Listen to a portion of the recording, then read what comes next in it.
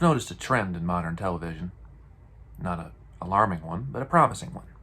You see, I was paying attention to a lot of the network upfronts recently, and while there's not a lot of scripted shows, obviously, because, we're in the middle of a writer's strike, I did see a lot of reality competition ideas. A lot of them, like the ones we've seen in the last year or so, are looking the same. Competitive whodunits. One person's responsible for something, and everybody else has to figure out who. Why now? I don't know. It's kind of fun to deliver a culprit and bring them to justice. It doesn't happen enough in real life. And there could be an entire video essay on the psychological ramification of this stage of American life, but instead of examining the modern strains of these reality whodunits, shows like The Traitors and that ilk, I want to root this back to its origin, the popular cultural phenomenon that inspired this current craze. No, not Among Us. In fact, the real culprit is hiding in plain sight.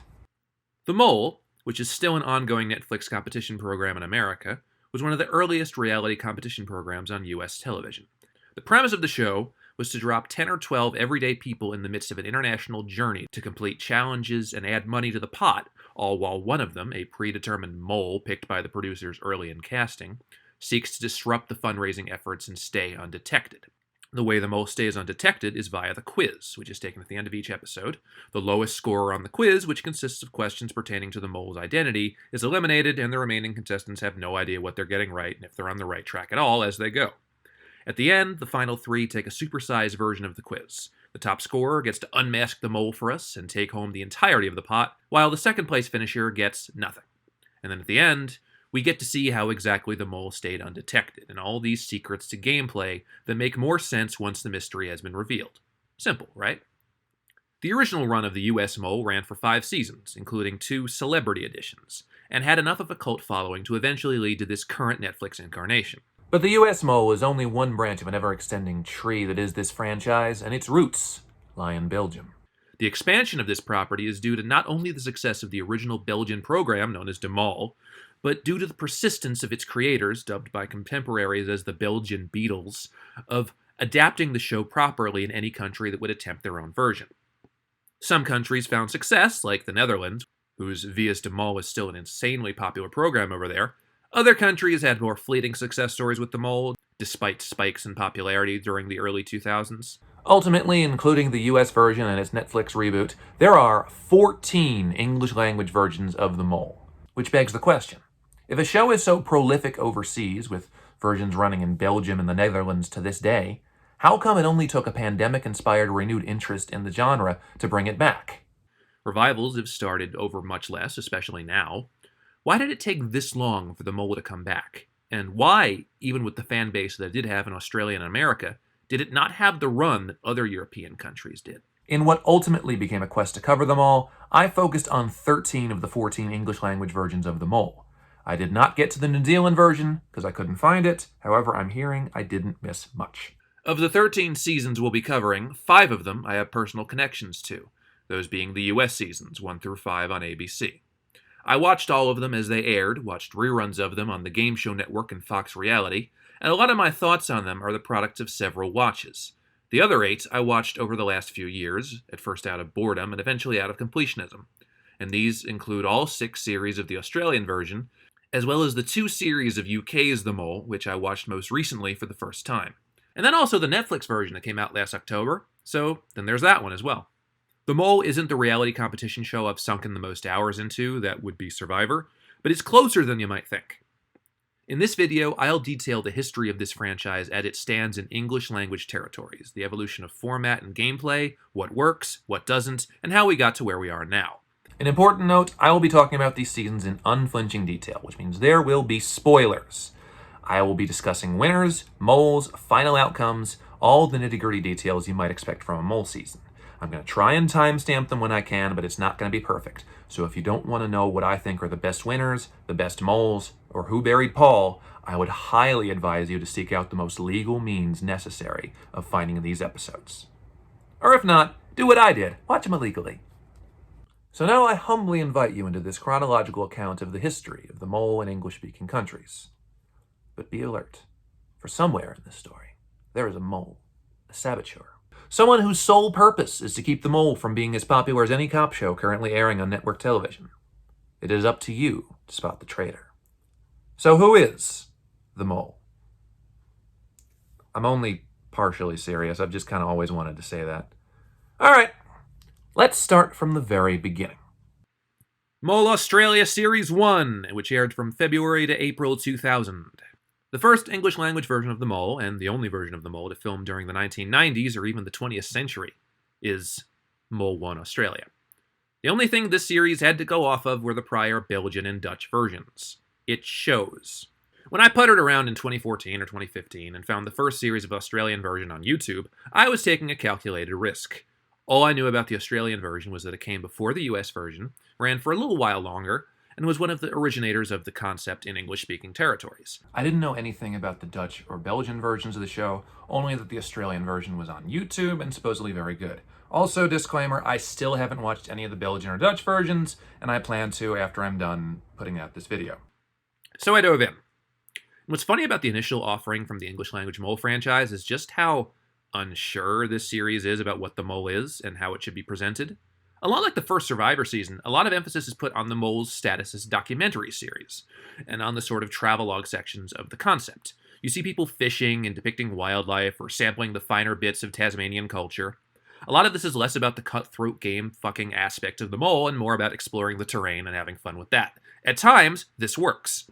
To that end, a lot of the challenges here are tamer affairs, like the aforementioned wildlife photography course, the faux survivor marooning challenge, and most of the final episode's challenges, such as a scavenger hunt around Hobart and a race up a mountain that was mostly grounds for a recap.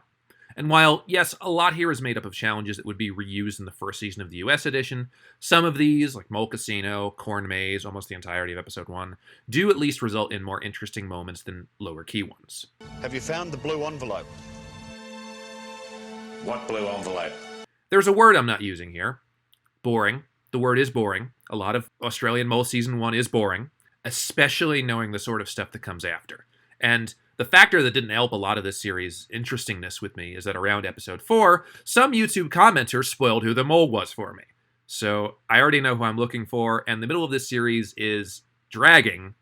Honestly, it could have gone a lot better. I will say, a lot of the ground that Mole Season 1 makes up is in its characters.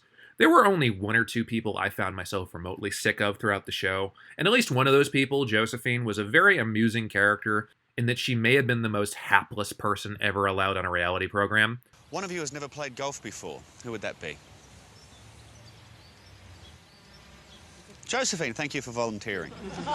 She did so much wrong, and I don't think most of it had anything to do with her trying to fake being the mole, or self-sabotage, as I like to call it. I think she was just that clumsy in real life. I think pretty much every episode I was hoping for her to go, and while it did eventually happen, the road to get there was a bit longer than I would have liked. At the same time, Ben had the opposite sort of arc, in that he was absolutely insufferable at his first episode, which included being very difficult in the luggage repacking challenge. Very quickly, when you say, I've got two bags, I've got a main bag and like just a little day pack. No, So you have a backpack. It's black. It's this size. And driving recklessly enough in the hostage challenge to get a cameraman pulled over and cause his own arrest, thereby blowing the challenge. Now, granted, as I later found out, this is apparently a very easy challenge to blow on technicalities, but causing the single funniest complication possible on the first episode was not a great way of getting me on his good side. Then he got better, sidled up to Abby, and came off like one of the true heroes of the season. It got to the point where his arc felt so well-defined that once he was eliminated and only Abby, Jan, Linda, and Bev were left with Alan, I was confused as to where the winner arc was. That is, of course, before I realized what the editors were doing with both Jan and Linda. Linda was given a very dominant, confident edit, making her look more like a lock for the finale, only for her to drop directly before. Meanwhile, Jan had been seen as the comic relief and less serious player, only for her winner case to grow exponentially in the last two shows and jump right ahead at the end. I was so happy to see Jan victorious, even if Abby had a strong enough edit herself. How do you explain to people when they ask you, where are you going? I don't know where I'm going. What are you going to do when you get there? I don't know what I'm going to be doing when I get there. What do you mean you don't know where you're going or what you're doing? I just want a coffee. Jan had gone from a joke to the victor, a lot like a later Australian winner, and a lot like a later UK winner. As for Alan, good first mole. Not the best first mole we have here, and certainly a safe choice for the mole once you see him in action, but solid enough without wowing me. You know, there he is, doing his thing. Well done, Alan. Undeniably, my favorite casting decision for Mole Season 1 Australia was Rocky Warren, the thong-wearing, fast-talking marketing executive who made the absolute best of his 3 episodes on the program. Literally right off the bat, as Grant Bowler reveals the concept, on the bus, when one of you is the mole, Rocky stands up on the bus, looks around at his competitors, and just flat out asks, Who's the mole? forgetting that he's on a competition looking to find that very answer out. Just asking, it might work.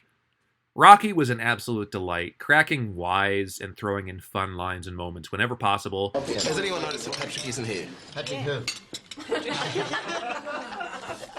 Oh, our Patrick. And being surprisingly fantastic in both the car racing and maze navigation challenges. My favorite use of Rocky came in what is also my favorite challenge of the series, which was the charity event challenge. Remember what I was saying earlier about early prototypical mole challenges that are more about the scenery than the gameplay? They only work when there's enough funny people and things to keep them engaging. This challenge is one of them, because the group picked Ben and Rocky to stage a charity event complete with karaoke and dancing, and we just get scenes of Rocky and Ben planning this and shooting the shit. If you build it, they will come. You know what that means? That means I don't actually know what that means, but that's what I just thought. It sounds good though, mate. That sounds very nice. Let's go and do what we do best, mate. Bullshit. Sounds good to me. It has absolutely nothing to do with the game of the mole, but we get to see these fun instances of these characters interacting and competing for the joy of others. I am so glad Rocky got to take part in that before getting axed that very night. Something I haven't mentioned much yet is Grant Bowler's hosting skills. I feel like he doesn't come into his full potential until the next few series, but Grant is my favorite mole host, and he makes everything seem so easy by comparison, having the intimidating, sadistic demeanor undercut by kindness and likability. There's a reason why Glenn Hugo would try his best to imitate Grant's delivery of, We have a challenge for you. Grant's awesome, I like him here, he gets better. Series 1 of Australian Mole has some good moments, some fun characters, and a satisfying winter arc, but is also clearly an earlier effort and exists more as a benchmark than it does for most of its own merits. Both the Australian franchise as well as the burgeoning US and UK ones would learn from the successes and failures of the first Australian series. I'll disclose this much of the Grant Bowler series. I think that Series 1 is the weakest, but I still think it's very good, and it's a lot better than anything that the Australian crew would put out without him. Alright, let's take a look at the imitators. US Mole Season 1, which aired January to February 2001. Typically, when ABC burns something off as a January primetime run, that usually means it's bad. What you look forward to are the fall shows and maybe the spring premieres, because that's what a network is leading with. If something premieres mid-season or in the summer, that typically means the network has no faith in it and are just burning it off. That is, it did mean that before the summer of 2000. Once Survivor premiered and took the country by storm, it became clear that the off-season could produce hits. Reality competition shows could be successes. So ABC could throw a reality competition show that had been filming the year prior in a slot in January and try and get as much of Survivor's audience before Survivor Australia started airing in February. And that is why the US Mole Season 1 was such a hit. The country was starved for a show like Survivor, and The Mole Season 1 gave it a full-course meal. Looking at Season 1 of The Mole after what's been done not only by its own predecessor, but by the ABC reboot in 2008, is a little odd. Yes, compared to a lot of the trial runs in English-speaking countries, The Mole Season 1 has a lot more going for it, and already seems self-assured even as it takes baby steps. But as future seasons have upped the ante so much and done so much of their own thing with challenges, format, and concept, having just a straight remake of both Season 1 of the Australian version and Season 2 of the Belgian version is an unassuming start, to say the least. If you've seen an initial series of The Mole, you know exactly what to expect. Skydiving challenge to start, hostage challenge to follow, sniper challenge, mole casino, cornfield maze, etc., etc. But having the budget to travel around Europe and spend a ton of time in Spain meant a ton more challenges that made the most of the locale, bringing in bullfighting, local villages, the university, and various other perks. There were also variations, like putting Mole Casino at the final 8 rather than the final 4, giving the hostage mission its own episode in episode 2, having several shows that just focused on transportation. You get the sense the producers were taking a lot of care and putting in a ton of effort to adapt the show properly. Said producers, Stowe and Stanley Productions, who'd be responsible for the first 5 US seasons, consulted the Belgian Beatles as much as possible, and not only figured out the amicable translation of the concept to North American audience mentalities, but, and this would be over time, how to elevate the concept by putting in their own senses of incredible creativity. Another wise preliminary decision made by production would be in who they'd choose to proctor the proceedings. Anderson Cooper as the host? Chef's kiss. This was before he became a CNN anchor and before he settled into his straight-laced newsman persona, So having him show charisma and charm even when seriously detaining the bluntness of the game is a show of range that most TV watchers may not realize he has. It is important to note, however, that Anderson Cooper has essentially disowned his time as host of The Mole, mostly because it came at a time in his career when he lacked the control and dignity that he has now on CNN. Well, stupid people. Anderson is being hard on himself. He's my favorite US host by far. And it's because even as he's being the serious host, you can tell he genuinely enjoys these players and becomes quite friendly with them. Kind of makes you wish you'd studied French, doesn't it? The camaraderie is somewhat evident in seasons with Grant Bauer or Glenn Hugel, but with Anderson, you buy it because he just seems so friendly and caring even when he's giving bad news. Now, with this show only using minimal task ideas in its first season, the hope from Stone Stanley was that the cast would elevate it. It did. I feel bad because some of the more out there choices, like Manuel, the friendly tourist, or Afi, the jovial art student, or even Henry, the bartender from Miami, went out early, leaving a relatively white finals. But those characters at least gave you some fun stuff, like Manuel's adventures in Paris, or Afi's singing of the then title of the show to Beethoven's Fifth, or even the oft-played clip of Henry maniacally laughing to camera from the period of production before they properly knew how to film contestant confessionals.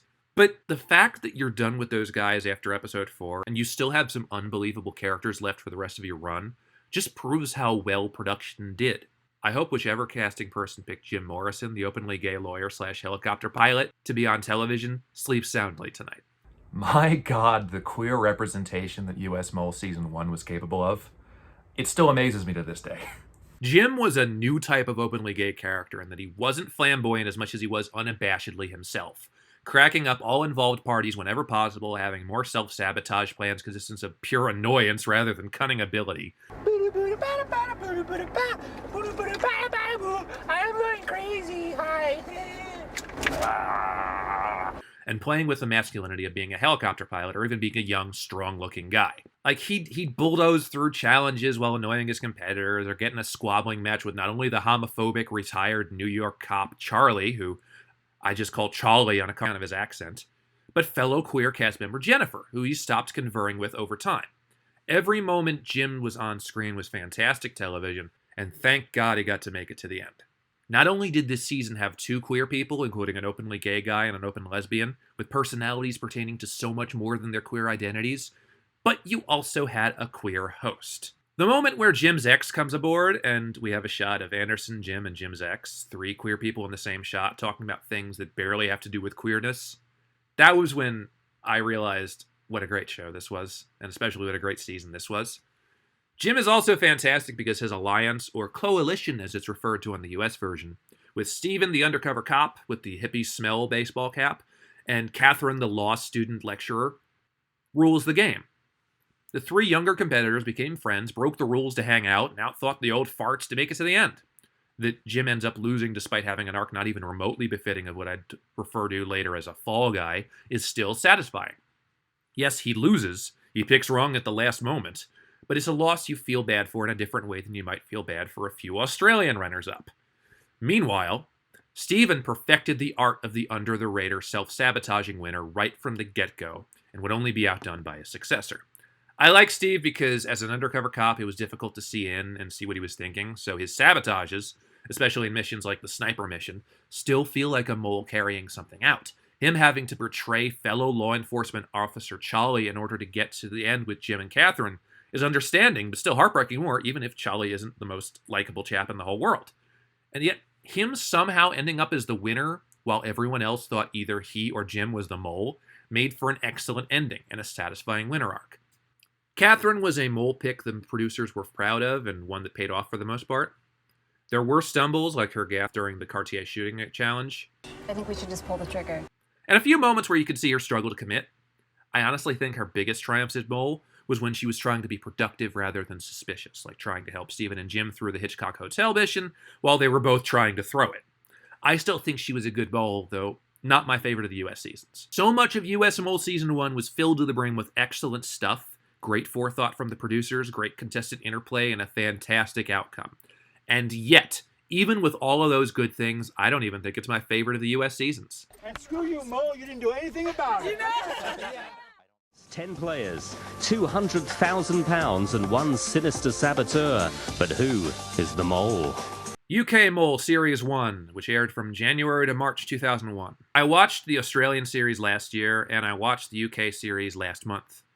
I'm still not sure why I procrastinated on watching the UK ones. Maybe because I did a lot of the Australian ones, knowing how good the gameplay could be, and I grew up with the US ones, and since there was a lot of carryover between the early US and Australian versions, I figured there'd be even more with the UK ones, considering they filmed in a lot of the same time frame.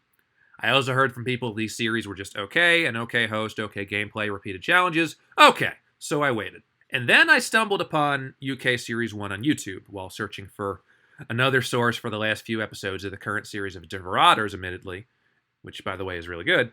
And I figured it's here, so why not? Series 1 of the UK Mole surprised me on a number of levels. In a good way on almost all of them. Yes, Series 1 of the UK version did reuse challenges from versions of the Mole I'd seen before.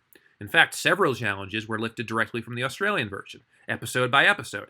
Episode 4 was the marooning episode, episode 6 was the interrogation episode, etc., etc. And yet, in a lot of cases, I liked these iterations better than Australia Series 1. I thought the interrogation challenge was cooler, more tense, and less depressing. I thought the sniper challenge, a lot more wide open, was more intricate and had bigger game moments. I thought the marooning was a little better than the grueling one Australia did. Now, yes, while some did flop a bit, as the Mole Casino kept landing on all the most boring options in my opinion, most of them seemed even more interesting than Australia Season 1, a season which I thought actually did a lot well. And the reason for that is UK Series 1 might be one of the best cast series in the franchise's history. Now, I know there's been seasons where the producers kept striking gold mines with the majority of players, like Mole Season 2 in the US or Australian Mole 3. I only counted one real dud among the 10 UK Series 1 contestants. That's mostly because Gloria had so much of a panic attack over the skydiving challenge that she was unwell for episode 2, therefore missing out on gameplay and clues, resulting in her bombing the quiz. And even then, the fact that someone removed themselves from challenges, agreed to return to the game, and then immediately got executed was extremely funny to me. Only topped by a moment from a later Australian series. The other 9, I think, were extremely great characters, to the point where there were so many eliminations where I was hoping beyond hope that multiple people would be spared. I think I was sad to see every last one of them go.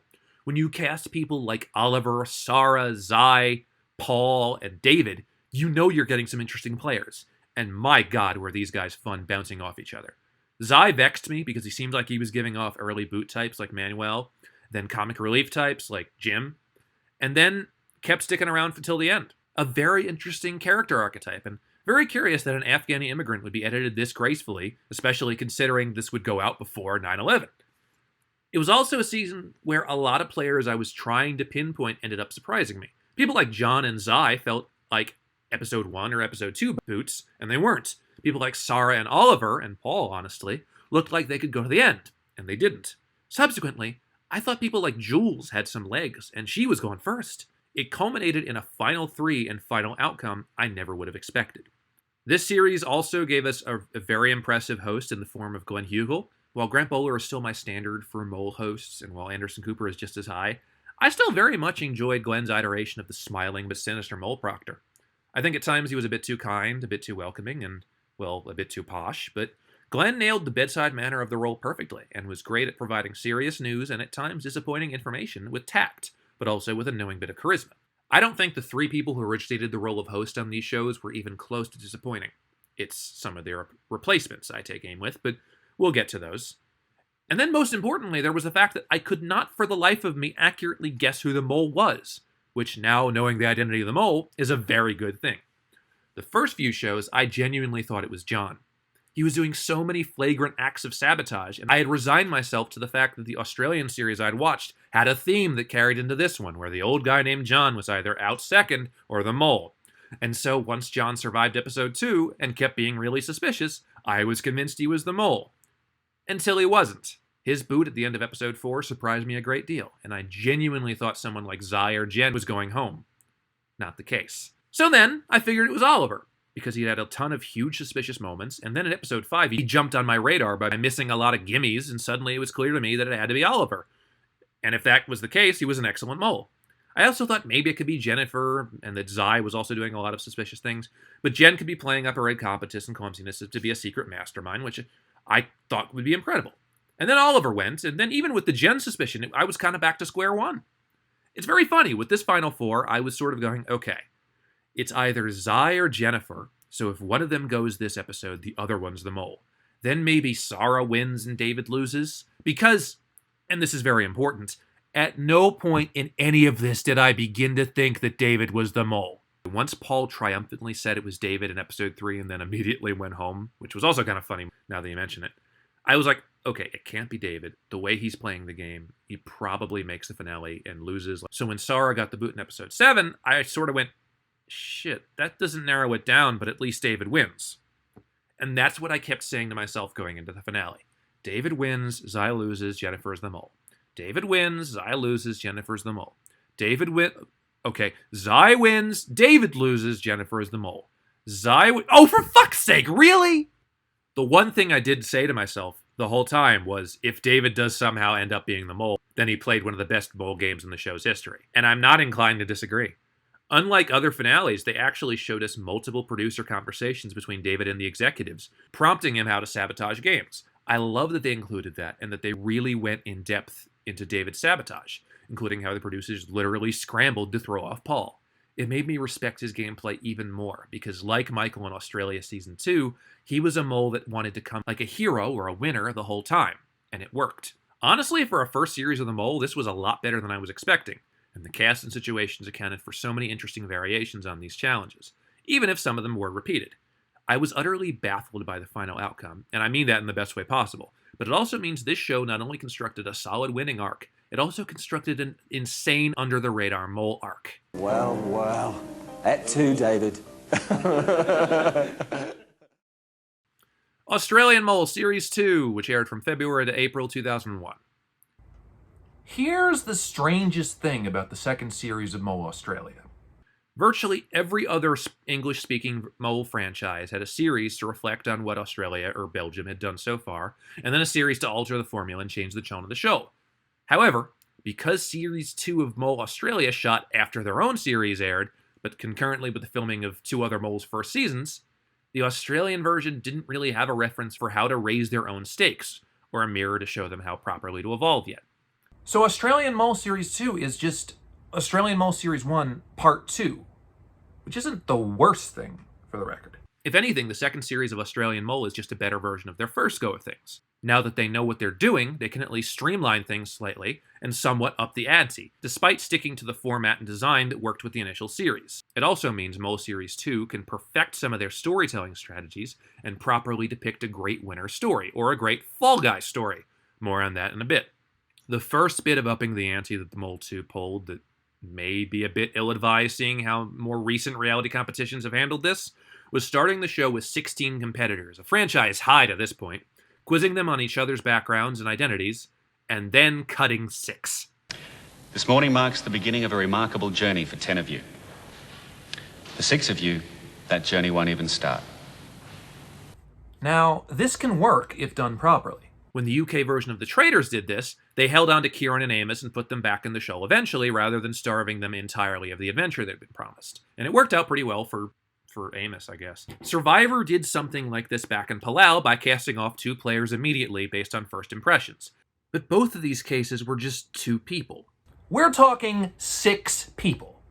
One of which, Chris Zayer, was a self-professed fan of the first series. I'm actually going to be winning the money. I'm going to be on the adverts. I'm going to be in TV Week. And could have been the show's first superfan archetype. Not to worry, we'd get Bobby from Manioc eventually. But for all of these people the audience doesn't know, several of which weren't even given on-screen bios, to be purged almost immediately felt cruel, even for the Mole. What's funny is that the production company would see some of the flaws in it, and tried to salvage things best they could, going so far as to cast one of the 6 cast-offs, a 20-something named Jess Hardy, on a forthcoming series of Big Brother. It would go well for all involved parties.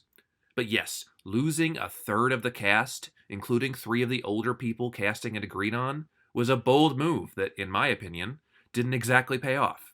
If you didn't want 6 people on the show, you shouldn't have cast them. And the culling of the elder contestants went even further than that, with the first 2 eliminations taking out the remaining competitors over 50. Thankfully, the series improved from there.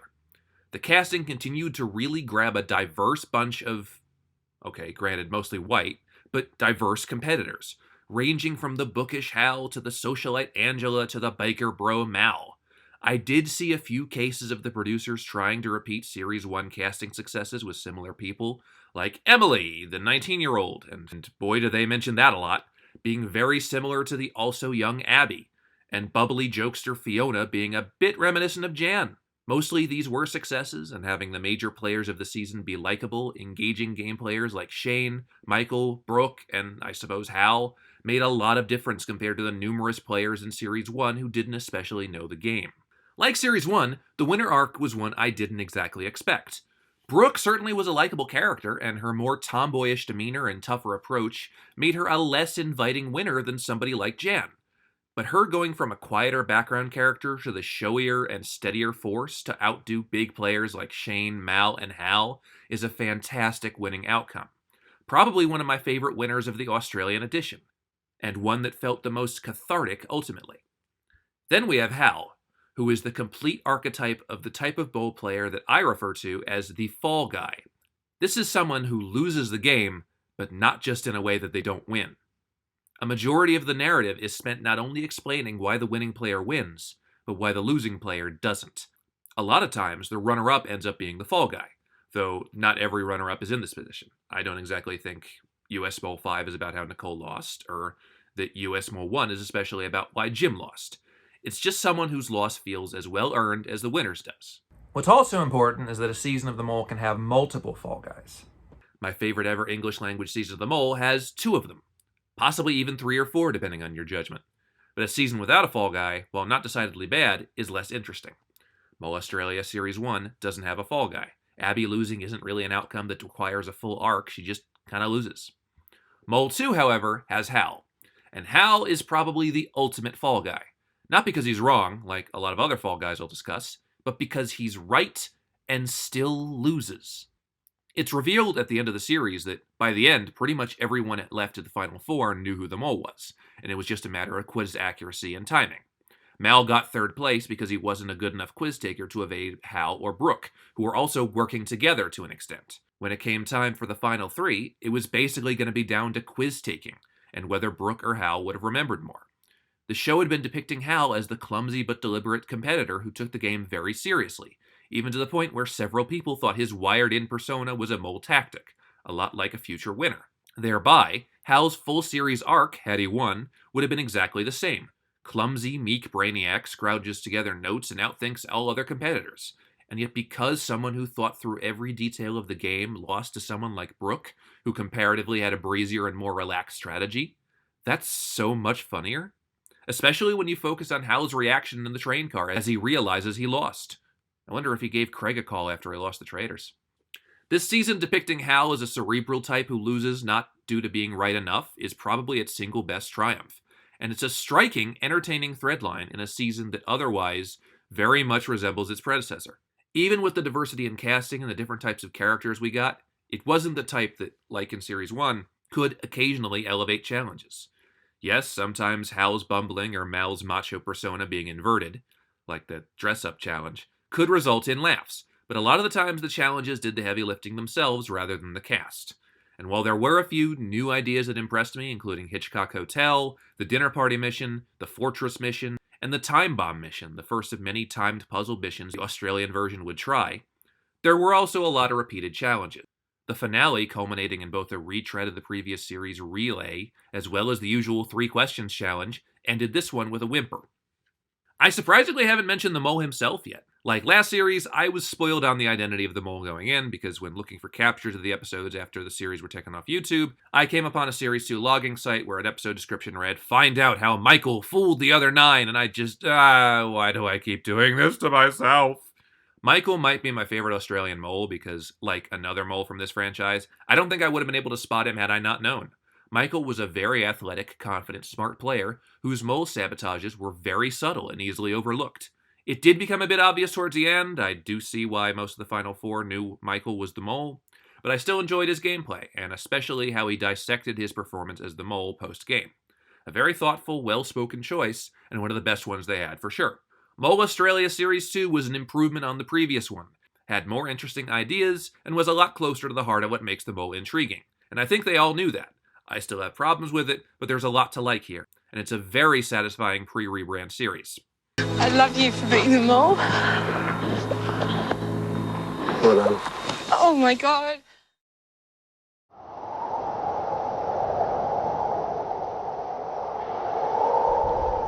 This is your first clue. UK Mole Series 2, which aired from October to December 2001. The second series of UK's The Mole seems like an inverted mirror of another two-series run, which is the original US Moles. Like US Season 1, the first series of The Mole had a nice compact cast, great intrinsic entertainment and gameplay, and an excellent endgame thanks to a great mole. While the US's Season 2 upped the ante with even more great characters, great challenges, and entertaining moments, the UK's Season 2 seemed to up the stakes in every department where the US version wouldn't, resulting in what I can only refer to as diminishing returns. What the second series does improve on from the first is the location. Instead of running around Jersey, the teams were stranded in North America, throughout Canada, which is a pretty cool subversion. I always kind of dig it when European shows do locale seasons in areas that aren't too exotic to me. I know a current Demal iteration did a series in Arizona, which is honestly pretty damn cool, and using North America in any capacity makes for a nice culture mix that I'm familiar with. Seeing the British contestants have challenges based around ice hockey, the Canadian wilderness, marching bands, and of course the ending in a baseball stadium was pretty cool. And for a little while, I did think we had the sort of characters necessary to build a great series of this, as people like Jim, Chris G, Paula, Carrie, Daff, and Mel all impressed me in early shows. The thing is, once somebody like Jim goes and you only get sort of supplementary characters like Daff and Carrie remaining, the series loses a lot of oomph.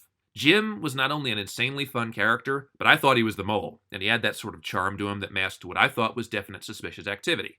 Aside from him, my other suspect was Daffod.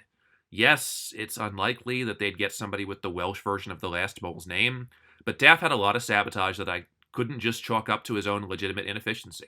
After that, you had a lot of people who shouldn't have been left to themselves by themselves. Having just Daff, Chris L, Tanya, and Paul feels like something's missing. Paul's your stone-faced challenge god, Daff and Chris are throwing in pathetic self-sabotage and falling on their faces.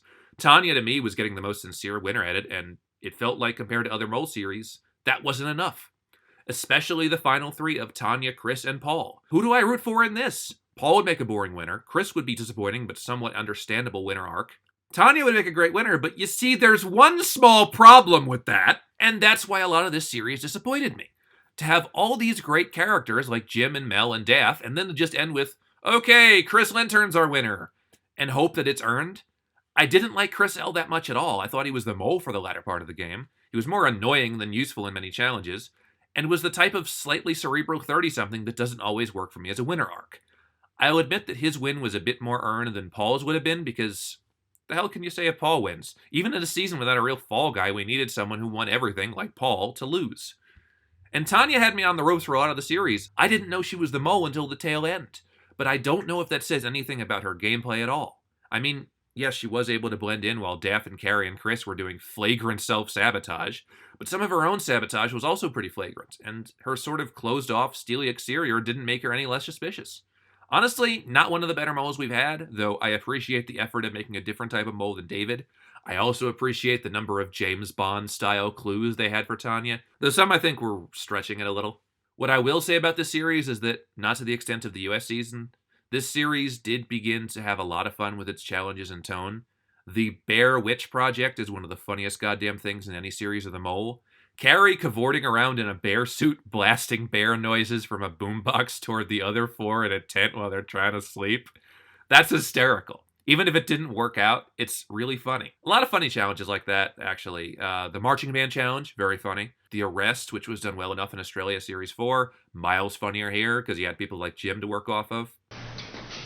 Guilty till proven innocent in Canada.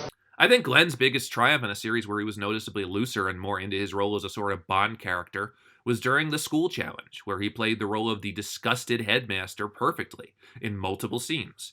The remaining four, please divide yourself into 2 equal teams. That's 2 teams of 2, Tregear, starting now. Glenn, while still not my favorite mole host, does a great job here, and is smooth enough to lift the proceedings, though maybe not as likable as someone like Grant or Anderson. Honestly, Series 2 of the UK version is a very okay series of the mole. The cast diluted what could have been a fun adventure, and a weekend of the show, and a week finale, doesn't save things much more. There are some good things in here, and there are more pure okay things than just bad ones, but not really an overwhelming triumph, which does explain why the UK series wrapped up here. I have to say, for your sake, it's a shame this challenge didn't involve looking like you'd been dragged through a hedge backwards. If it had, you might have won a fortune. Good night. Kids, if you're watching me at home, be aware. Dad may have to do some things that aren't going to be too nice. U.S. Mole 2, The Next Betrayal, aired from June to August 2002. That Mole 2, The Next Betrayal found any bit of success at all is a miracle. Rushed into production after the first series had become a hit, and planned as a staple of ABC's fall 2001 lineup on Friday nights, Mole 2 was immediately pit against two of the single biggest threats to American popular culture in the early 2000s, Osama bin Laden and Simon Cowell. The first was a foe the Mole could not outwit. When the fall premieres of many U.S. TV programs would start in late September and early October 2001, many television viewers would be too distracted by the fallout from the 9/11 attacks to really enjoy sitting down and watching TV at nights. This is why Survivor would fail to draw as much after its incredible second season ratings, and why most shows that were rock solid in the 90s would limp off TV a few years after the 01-02 season. The combination between 9/11 ratings and the Friday night death slot spelled doom for Mole 2 after just 3 episodes. The finale was filmed after the show had been pulled off the air, and the players weren't sure when the public would see their season. Ultimately, ABC would air Mole 2 in its entirety during summer 2002, as a competitor of the first season of Fox's American Idol, where the dreaded Cowell would assure that they wouldn't ace that time slot either. And yet, as ABC struggled to cut its losses, an audience appeared. It ought to, considering that Mole 2, The Next Betrayal, is one of the finest mole series ever created. Once the American viewing public were able to see the full story of the Mole 2, The Next Betrayal as it had lapsed over the summer of 2002, they realized just what they'd been robbed of the previous fall. Stunning locations and settings in Switzerland and Italy, a well-curated cast of 14 civilians rather than 10, and some of the most bizarre ideas in the history of the franchise. I think the smartest thing the producers did when casting a second season was not trying to recreate the character archetypes of the previous season. There's nobody on season 2 that reminds me of Jim or Charlie or Catherine or Steven. These are all new types of people. A nerdy magician named Rob with spiked blonde hair and a penchant for DVD releases. A Mets fan from Long Island named Al who says the funniest thing ever all the time. A White Sox beer vendor named Lisa who spent most of the season wearing a Maglio Ordonez jersey. A Spanish teacher named Katie who has serious opinions about her stuffed animals. A ski instructor from Texas who insists on going by Bribs. And of course, a woman named Heather whose job is to be infuriating and hysterical. What a cast. What a cast. The biggest successes of this season came not just from the cast wreaking havoc on Italy, like knocking on doors looking for ovens to make pizza, but the challenges wreaking havoc on them. I don't think post 9/11 America was ready for the clothesline challenge, where grown adults were running around Switzerland wearing rabbit ears, a G-string, a dress, lederhosen, and other misguided outfits. It is one of the funniest goddamn things because you have Al, Bribs, and Darwin trying to have actual gameplay conversations while sitting in a train and drag. You have inspired ideas like the Little John, Little Jane challenge, the Evader challenge where poor Heather nearly quits due to everyone finding her and preventing her from an exemption. Oh, poor Heather. Good for us, but poor Heather. You have All Night Ball, which is the simplest mole game possible, pitched by the Belgians as whoever stops doing the thing is the mole, and having it work out due to the circumstances and characters involved. The more fun the producers seem to be having with challenges, the greater the outcome. Gnome Home had me howling, both in concept and in execution. A bunch of people transporting greased-up gnomes on bicycles, and the eventual gnome casualty via the bike wheels, was worth the price of admission. Now remember, you can grease your own gnome, but you can't grease your friend's gnome. At the same time, the Gladiator mission is one of the coolest and most knowingly campy ideas for challenges they went for. In abandoning the spy movie tone the Australian version would thrive in and just going balls to the wall wild, the US version cemented their own reputation and committed to taking risks. Adding to the campier feel is a looser, more fun performance from Anderson Cooper, at times basking in the silliness and allowing for more interactions, like the contestants throwing him into a river or getting wine drunk while hosting. I've been drinking with you. Yeah. And then you have all these updated game elements the producers added in to up the ante, like regular exemptions that could be won by multiple people, as Lisa and Dorothy did by getting people to violate protocols and get them into their hotel room, and neutralizers that prevent people from winning exemptions. Neutralizers were, in my opinion, something more moloticians should have tried. I think that blocking someone from an exemption is just as important as someone getting an exemption, because exemptions are power in this game. Most notably, the ABC producers employ the bribe for the first time, and the person who ends up taking it, the mysterious and deliberate Alavia Bello, is the person that half the cast was suspecting as the mole anyhow. I wonder if she doesn't take the bribe and Dorothy ends up bowing out anyhow, if Alavia ends up winning somehow, or if she ends up being an equally satisfying fall guy. All of this builds so that the last two episodes are almost absolute perfection. Episode 11, featuring Anderson's Funhouse, is one of the single most diabolical challenges in the franchise's history. Not only from the standpoint of Dorothy and Heather fighting against creepy crawlies, or Anderson doing his best Norman Bates impression. Don't be girls. Stop looking at me like that, you harlot! Sorry. Frightening. I digress. Al's ordeal is incredible. Trapped in a room with a bed frame without a bed, as the light stays on, the bubble maker hums, and Don Ho's Tiny Bubbles plays forwards, backwards, slowed down, sped up, and continuously. How does someone think of something like this? How does this make air? Paul is dead. Paul is dead. But the finale, where Dorothy gets her man and Heather digs herself further and further into the ground, may have been even better. Doing a navigation challenge for your finale is always risky, but because Heather kept making mistakes and alienating virtually everyone, even the Cameron crew, it was absolutely electrifying all throughout.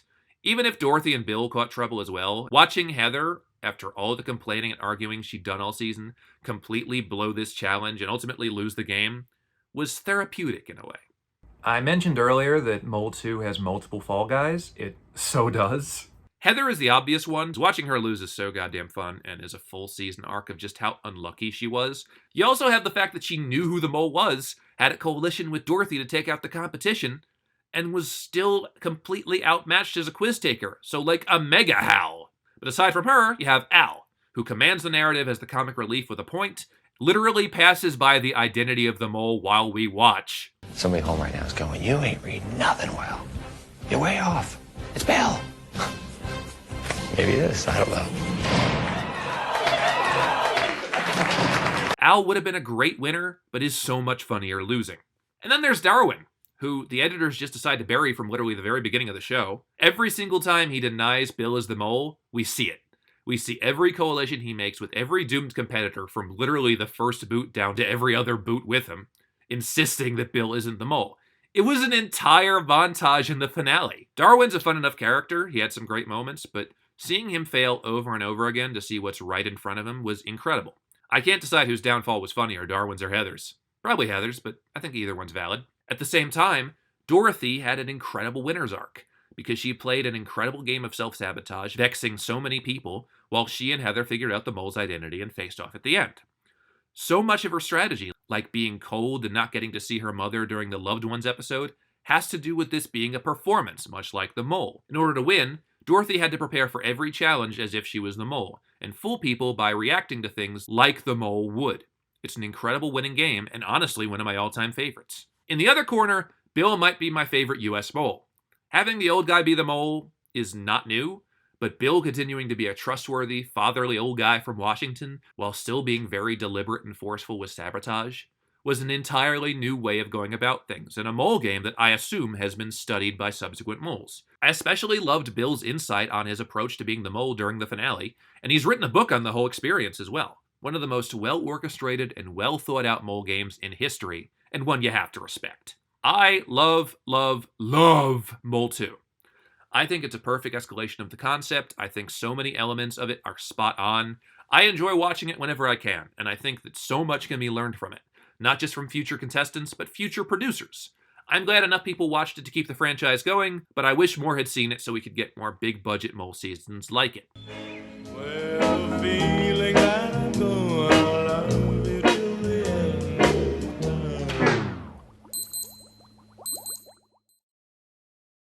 The first two series of the Australian version of The Mole established the formula and knew when to stick to it. Through 2 years, they nailed a working model for how this show should work, and knew when to adapt properly and when to add their own spin. Heading into the third series, however, I was worried there would be even more of the same. If the second series had stuck heavily to the first one, would the third deviate, even if it was filming in mid-2001 along the same time as other deviating Mole series? Those two were able to evolve. Would Australia's? This is how Mole Series 3 Australia begins. And I want to just make it clear, this is the very first thing you see when you start this season. I'm definitely not the quickest. I'm far from the fittest. A lot of other people on this show have got a lot more intelligence than I have. But then it comes to the traitor. I'm going to find out who you are. I'm going to watch every move you make. I'm going to bring you down. I was sold right there and then. This Starker, Liam Neeson's the mole right off the bat? What the hell? Give me more! Australian Mole Series 3, which aired from February to April 2002. Mole 3 is, by far, I would say, my favorite Australian series of the franchise, and one of the most entertaining episode-by-episode journeys I'd seen since Mole 5. I thought Mal and Fiona were big characters, but this season has Joe the bodybuilder, Anne-Marie the foul-mouthed realtor, Tao the law student who's afraid of everything, David the irritated stoneworker, and friggin' Bob, who cracked me up basically every time he opened his mouth. I find it very funny that this went out almost an entire year before the US viewing public would be introduced to Rupert Boneham, because a stock character like Bob, whose mood and tough persona dictates literally every one of his moves, would be right at home with Rupert. Everything I talked about in Mole 2 about getting a diverse cast of types of people and throwing them against each other is true here. Every scene with Tao and Bob just proves why you do this. Who will win, the grumpy truck driver or the little Asian law student who's upset about everything? Who will get on whose nerves first? And how will David fuck it up further?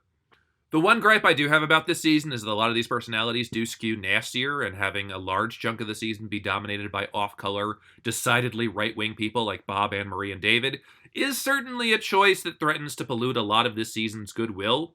It's definitely a season that wouldn't be as well received today, a lot like Survivor Amazon, but because someone like Bob is balanced like someone chill like Pete or Crystal Rose, or someone confident like Mark, it's not a complete downer. Plus, these people do have funny comeuppances, and I still think that Grant asking everyone before an elimination who they think least deserves to win, everyone saying David, Grant going right to the vote, David being first and getting eliminated right there, is hysterical.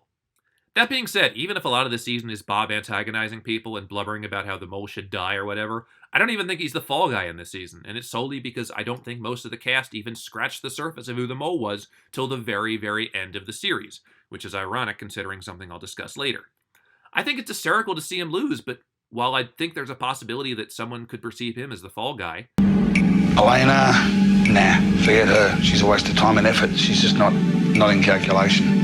He also fits better in the trope of biggest character leaves right before the finale, something that Australia Series 2, US Season 2, and US Season 5 all have in common.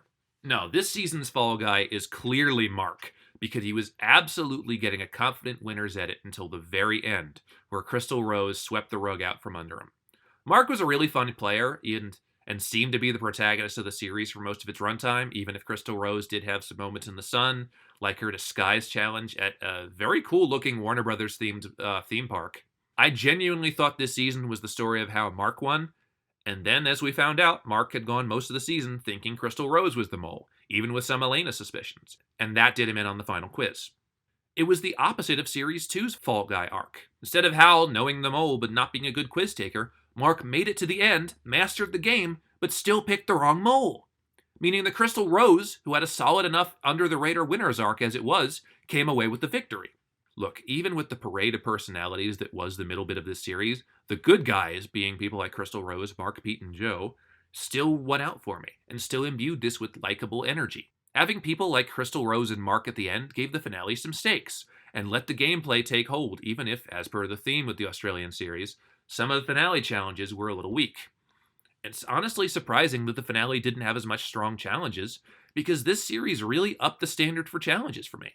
Not only were there adaptive versions of other challenges being used in other markets, like the Woods Cabin Challenge we'd see in UK Series 2, the Relative Bungee game from US Season 2, and the Heartstopper Challenge we'd see in a bunch of places, but there were a lot of really new ideas these guys utilized. There were several cool scavenger hunt challenges around the Gold Coast, lots of how do you wisely use this money challenges, and a lot of challenges based around dangerous spy movie tropes. One challenge here, the Art Heist Challenge, would eventually be a staple of the Traitors, which I think is really cool. I absolutely loved the laser chase in the abandoned shopping mall, as it's one of the coolest challenges they ever did on the mall, and was the source of the cinematic shot of Mark and Yasmin in hot pursuit as seen in the credits in every episode. Though I will say, it did admittedly seem like the quality of challenges decreased as the series went on. When you're using things like Joe's electrocution acting in the murder mystery game in the first half, it's only downhill from there. I think my favorite challenge might be the out of left field choice to blindfold the contestants, take them to a studio, and have them wind up on an episode of The Weakest Link. Contestants, take off your masks.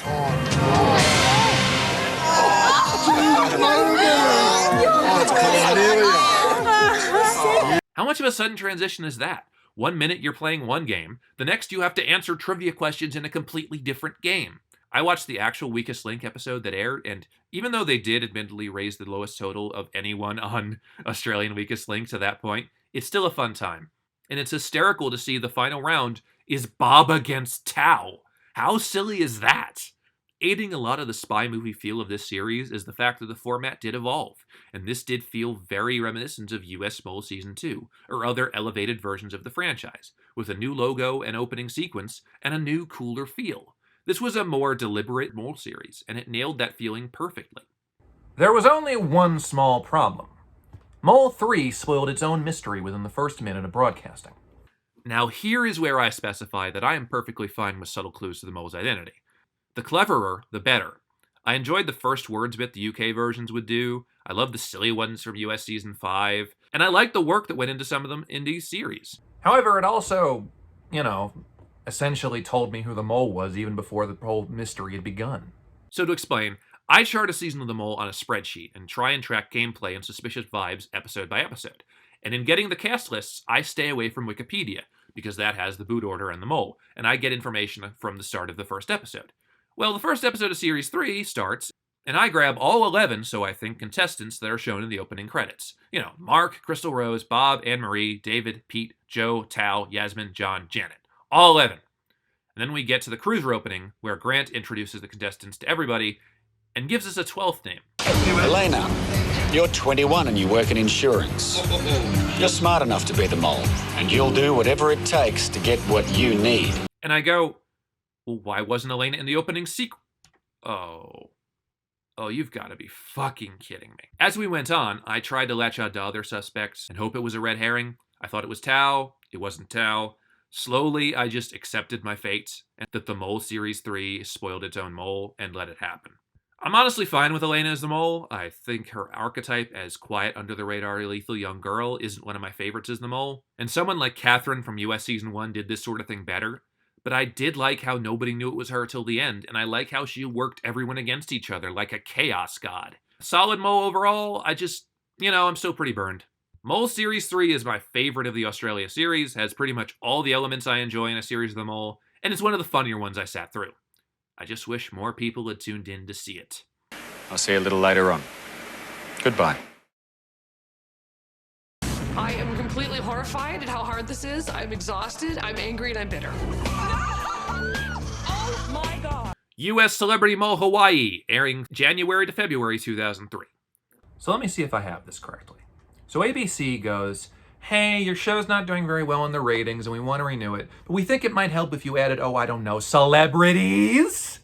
This was a tactic ABC had clearly never used before and would clearly never use again. Thus, Celebrity Mole Hawaii, which filmed in mid-2002 and would be the first and less successful attempt by ABC to drop a bunch of white people in Hawaii with cameras and a tentative mystery. At least that one had Grant Bowler. This is Sparta! Aired on the channel in early 2003 and was a surprisingly nice mid-season hit, hence the fact that this is not the only Celebrity Mole season they did. And look, having celebrities do the mole is not unheard of. The Dutch versions does it a lot, but in 2002, a celebrity show meant getting whichever D-listers wanted an easy paycheck and doing that. The Surreal Life was beginning to do this. There was an early US version of I'm a Celebrity that tried this. Celebrity reality competitions were a niche that this new celebrity mole would seek to fill. And the thing about this version especially is that Stone Stanley tried not to get D-listers. They aimed high, getting people who were actually still relatively famous, like Corbin Burnson, who was only 10 or so years removed from LA Law, and Stephen Baldwin, who was only 2 years removed from Viva Rock Vegas, and Kathy Griffin, who had just been a part of ABC's last plan to save an unscripted show with celebrity guests.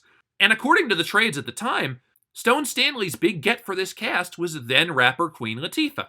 But right before filming was to begin, Latifah dropped out. Logically, it was probably because she wanted to go and film Bringing Down the House, but maybe her agent said, hey, it's probably not a very good idea if you're in an Oscar-nominated movie by the time that this show is coming out. So she drops out and, becomes Queen Latifah.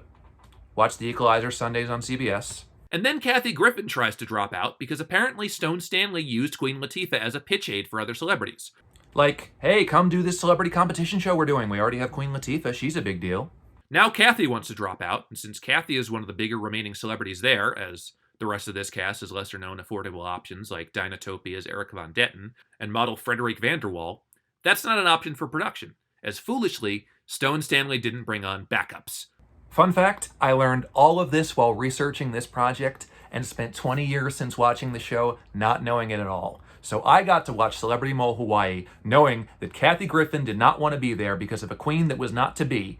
And with added context, that makes the season even stranger than it already was, which says something considering, well... Oh, that's not humiliating at all. That's great. Screw you guys, I'm going home. Ooh, good one. You ever seen how the last 2 letters of our list are done? One thing about a celebrity season of The Mole is that because they are celebrities and were offered this as a gig rather than a television opportunity, the tone is noticeably different. The first few episodes, you see a lot of people here, like Stephen Baldwin, Corbin Burnson, and especially Kathy Griffin, sort of going through the motions, trying to pass this off as any normal show. Like, haha, let's have some fun over the waterfall. Hey, look, it's Stephen Baldwin. Isn't this wild? Think of Jason Nesmith when he thinks the Thermian ship is another gig. That's how a lot of these guys are throughout this, especially early on. Eventually, Corbin and Kathy get it, but not everyone is really here to play the game. Mostly, a lot of them are here to act silly. Michael Boatman from our list does the hula. Corbin falls down catching sheep. Stephen, I know Wikipedia says he went clean after 9/11, which digest that, but you try telling me he was completely sober during this finale. What is going on with this man? And with the celebrities being loose and chill, having a host that's sort of on the same page as them in terms of status isn't always a great idea, because the host of The Mole always must be unpredictable and daunting to these people. So then we have Ahmad Rashad. Come on down! Former Minnesota Vikings hero, former sportscasting legend for the NFL and the NBA, and former husband of Felicia Rashad. Ahmad Rashad very much comes off as a broadcasting pro in this project, more than a Mole hosting pro. He does his Ahmad Rashad thing, especially with the Ahmad Rashad cadence. Deer is to stag as turkey is to hen, cock, rooster, gander. Cock. He also gets along well with the cast and has this sort of tough boss feel to him, different from somebody like Grant or Anderson. There are things I like about Ahmad's hosting, mostly pertaining to looseness or comfortability with the contestants, but I also think he wouldn't have been as comfortable with non-celebrity contestants. All of this about the loose feel of the celebrity edition aside, the challenges are pretty standard Mole fare, and nothing is especially toned down for egos. Yes, having a game where competitors chomp down on hot peppers seems tame now in the days of Sean Evans' Gauntlet, but you still get relay races, obstacle courses, brain teasers, death-defying acts, and giant escape rooms. Here is where Stone Stanley starts to get even more inspired with challenge ideas, including Ba Ba Blackjack, scored by a playful variation of Mary Had a Little Lamb, the Offshore Account Challenge. I don't know why the recently eliminated Steven showing up in this one cracked me up so much. Ahmad, Are you kidding? There's Baldwin. they still need me. And the aforementioned hula-ing, though throwing Tiny Bubbles on a loop in there specifically for the Mole diehards might be the cheekiest thing the producers ever did. The adapted challenges from Australia Series 4 mostly were well done here. I like stuff like underwater charades, exemption brain teasers, and of course the blacklight patio game, which is one of my favorite ever ending tasks. I think I might even like this version better than Australia Series 4's, just from how chaotic Eric, Kathy, and Frederic were despite still completing it. I think she was just doing a lot of guys, sledgehammer. Guys! Ultimately, some of these people are actually here to play the game. Michael Boatman was a surprisingly spry game player that was within inches of winning the whole thing. Eric Von Detten was clearly a fan of the show, studied up, and was such a cerebral, deliberate game player that at times other players took his self-sabotage to their advantage. But on the other end of that, you have Corbin Burnson, who, once he got the hang of the game, became even more deliberate than Eric, and was overthinking every last aspect of the game, to the point where he was so far off the mole's radar that they were actively making fun of him. Very, very entertaining. I now know who the mole is. I'm glad Corbin was on this season, which is more than I can say for some other people, but his gameplay was the kind of gameplay that no civilian season could get away with, as we will discuss when the ABC version returns to civilian seasons. And by the way, all three of Eric, Michael, and Corbin could be considered this season's fall guy. Maybe Michael is a loss that isn't exactly fun to watch, but he was inches from figuring out the mole and winning the game. He just wasn't a good enough quiz taker. Same with Eric, who had the better gameplay than Kathy, but still managed to lose despite knowing who the mole was. All three have a very well-defined arc, and all three have losses that are earned, understood, and mean something to the viewer. But thanks to Queen Latifah, that's a little less than half the cast that's a fall guy. Moreover, this is a 7-person cast. The heat of the season goes so quickly that by the time we're at the final 4, we're barely past the halfway point. This is way too small of a group, especially with all the shenanigans going on. I say this, yet nobody suspected Frederique was the mole till the finale, so she was still able to hide with an even smaller sample size. But it's just 7 people. Great seasons of the mole, to me, have 12. You have more time to get to know everybody and get to see different permutations of people. And also, with its 6-episode length and sprightly runtimes, Celebrity Mole Hawaii is the easiest mole season to binge. And yet, despite its various foibles and flaws as a celebrity season, the same minds that made the last 2 moles entertaining worked on this one, and were capable of telling great contestant stories even if they were celebrities. Case in point, Kathy Griffin. Boo, this is a nightmare. Kathy didn't want to be here.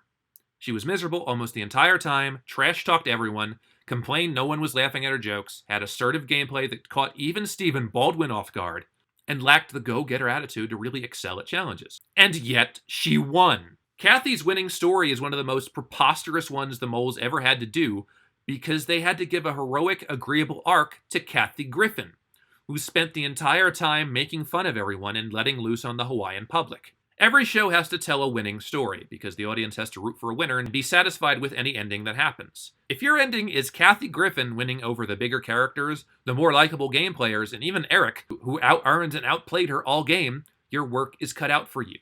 Even as we see her make great moves, we still see her calling someone the R-word or complaining in mid-challenge or arguing with a mod or somebody. With everything that has elapsed in Kathy's career, and everyone she's pissed off, rightfully or not, it's hard to really see her as all that likable.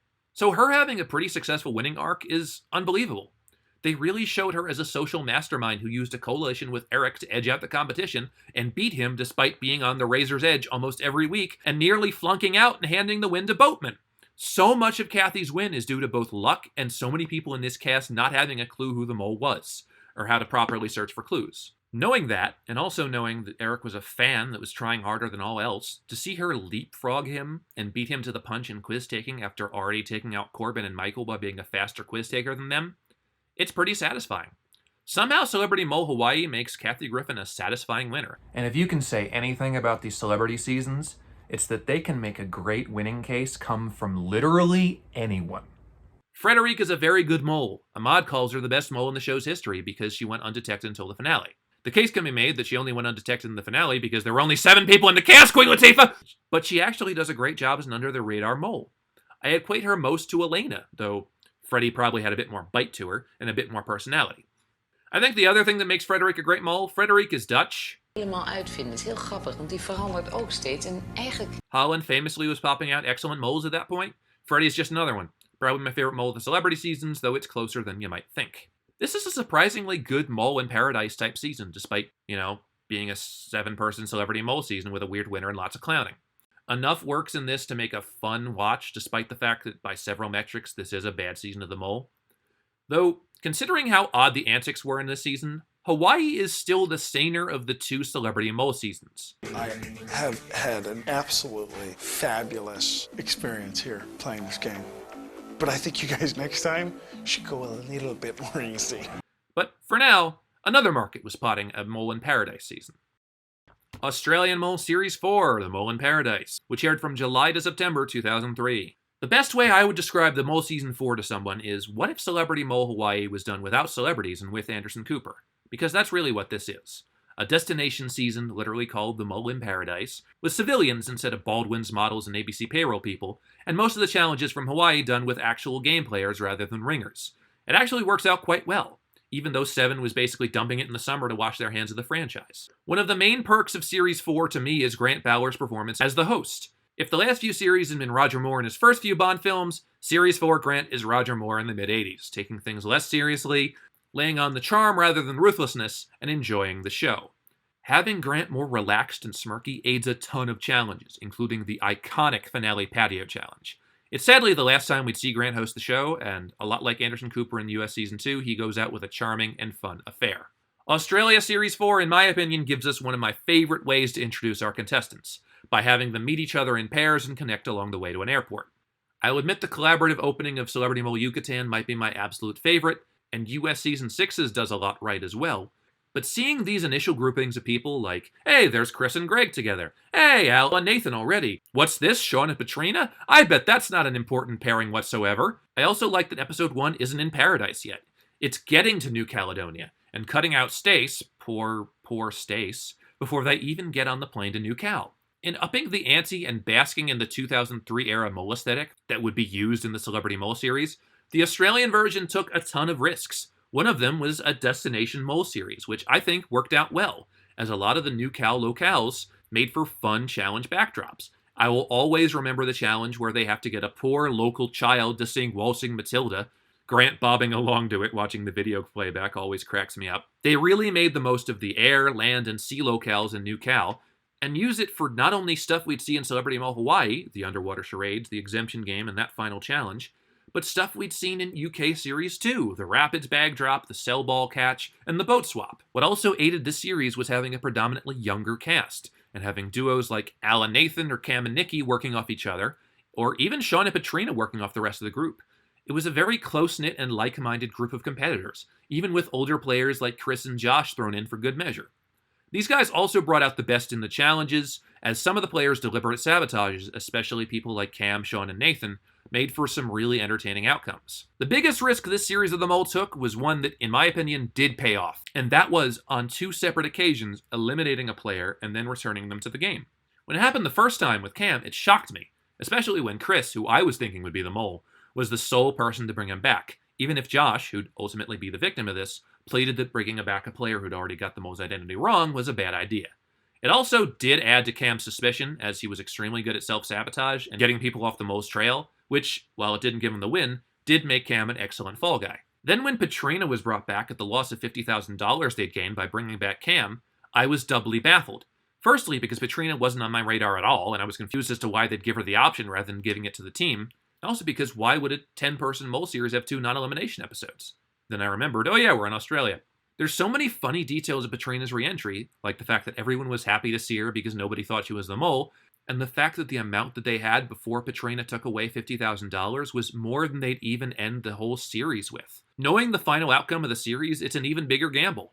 And for the most part, it worked, with Cam not thinking anything was off, and only Sean cracking it at the end. No other English language version of the Mole has tried this tactic, bringing back players, including the Mole, after an execution, because no one else has had the balls to even try it. I bet that would have made US Season 6's Mole less obvious to the viewers. Just send off Cassie for an episode and see if that works.